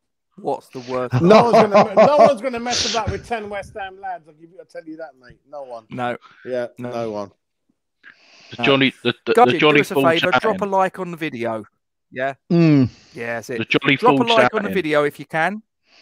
Subscribe to the YouTube channel if you haven't already, and hit the bell icon. And as and when Duke Up and I upload any new content, you'll be notified straight away. And my last little thing, won't go anywhere because this is dead important, guys. This little girl needs our help, and you can do it. Whether you put money in the pot or not, you can still help, because in the description below... PayPal don't exist no more. You can't donate by PayPal no more. They made the announcement yesterday. It stopped. Really? Okay. I'll have to change that. So what is it, just via... Marcy, what do you mean? The company doesn't exist anymore? They're not making... They made the announcement on Isla's Army yesterday. Okay, cool. Right. They take a lot of... They take commission from what I know. My private dealings with them. Yeah, they take commission. Heavy commission. Yeah. Right. Okay. I'm not too sure, mate. I'm not too sure, but they made the announcement yesterday. Okay. So, is that better? Yeah, there we go. Milesy? Okay. Yeah. Right. That's it, okay. Yeah. Forgive me. I sorry. Completely passed me by. But I've had a busy couple of days doing various things, so you'll have to forgive me if I've missed that. But the point still stands, guys. She needs our help. So, whether you've got the money to put into the pot or not, you can still help. So if it's as easy as just taking what's in the banner under the YouTube channel, the YouTube stream, or indeed on Facebook, and putting it on all your social media platforms, if that's all you can do, because money's too tight to mention, as Mick Hucknall once said, listen, do it with a little note of what it's all about, so that there's maybe someone out there in your friends list that can put a few bob into the pot on your behalf. And if you can put money into the pot, then please do so, because Isla is fighting this thing with everything she's got, but she needs help. She needs the treatment. She's got to be going on planes here, there, and everywhere. They got to pay for the bills. They got to pay for the flights, the treatment. You know the score, because I've been going on about it for long enough. I shouldn't need to tell you by now. This should all be pretty much automatic, but I need to keep banging the drum, because this little girl, as I say, is struggling. She's a young girl. This should not be happening in a country where we're the 5th biggest economy in the world, or 6th biggest, whatever it is. But, guys, just copy, please, copy this, paste it onto your social media platforms, get the message out there, keep the momentum going, and hopefully we can get this girl safe and well sooner rather than later. And I thank you very much indeed for your attention. So, guys, 3 hours 38 minutes. And wasn't it Nicola responded? Wow. Nicola responded as well, Gatesy, wasn't it, about the £5 what we're doing for the Euros? But we'll update that on the next video, yeah, on the thing. She's now in the Falls from Iron Facebook group, and she's actually sent me a friend request, so I was very happy to accept. Who's that? So, Nicola, Isla's mum. Oh, so lovely. Lovely. Yeah, so like I say, yeah, we just want to get this little girl, you know, into a position where she doesn't have to, you know, and her parents don't have to worry about, you know, her, you know, fighting this. And listen, I'm gone past 9 o'clock, so I can probably say it. This fucking disease, and it is, you know, I've got people in my family that have had it, not neuroblastoma specifically, but forms of cancer. And as I say, anyone that's watched certain streams where I've mentioned it, I've actually got a mate of mine that had a daughter that had this, and unfortunately, she wasn't so lucky as hopefully Isla will be. So there you go. And anyway. sorry, Gatesy. Scott, Anton, message us what seasons you're coming on with. We're haggering people, so message us and let us know.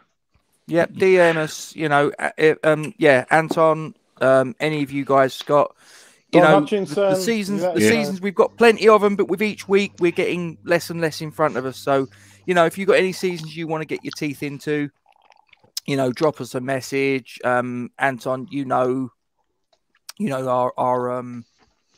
our email address that you can get in touch with us through that. The rules are you deliver pizza and yeah, you're right, Scott. Why haven't they found a cure for it yet, mate? I wish I had the answer. Yep. Can't tell you, mate. It's an absolute bastard of a disease, but there you go. Anyway, 3 hours 40 and we're still chatting away. So I'm going to end it there. Steve, thank you very much indeed for being our guest today, sir. It's been an absolute pleasure and a delight. Thank you very much, chaps. Really enjoyed it as always. No. Oh, there was something else I forgot. Squad photo. Ooh. Look at that. Look at that beauty. Ari, I'm Frankie. Lovely. Yeah. And look who's in the middle row on the left-hand side. He ended up in a caravan, didn't he? He looks so like, I don't want to be here, mate. You know, he's like, dodgy photo. Oh my god! It must be his aftershave, or he's not had a bath. I don't know. One out of two, something like that. Yeah, don't know. Oh, hang on, Mr. Burford. Is that a challenge? Is that a challenge? I'll tell you what. You could regret saying that, Mr. Burford. That is crazy when you think about it. 4 hours, bloody hell. We're not far short of it. The best of them. I used to watch the Bollywood films 3 hours. I'm like, I can't feel my backside. It's too much, mate. Jesus Christ. Well, Jazz, just think, we're doing this, yeah? Some people watch this back, these shows. Can you imagine how long it must take? Do you know what I mean?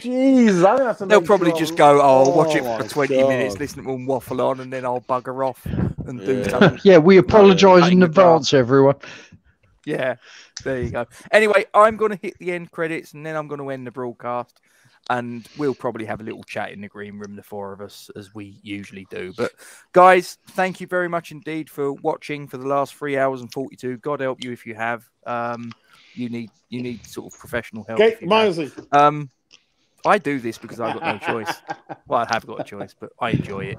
Anyway, guys, thanks for coming. Stay safe. Milesy, what do you want to say? Katie, we're getting bigger and bigger. We are fucking massive. Cheers for that, mate. And the rest of us will sign out with... Come on, you irons. Come on, you irons. Stay safe, guys. Brilliant. Cheers.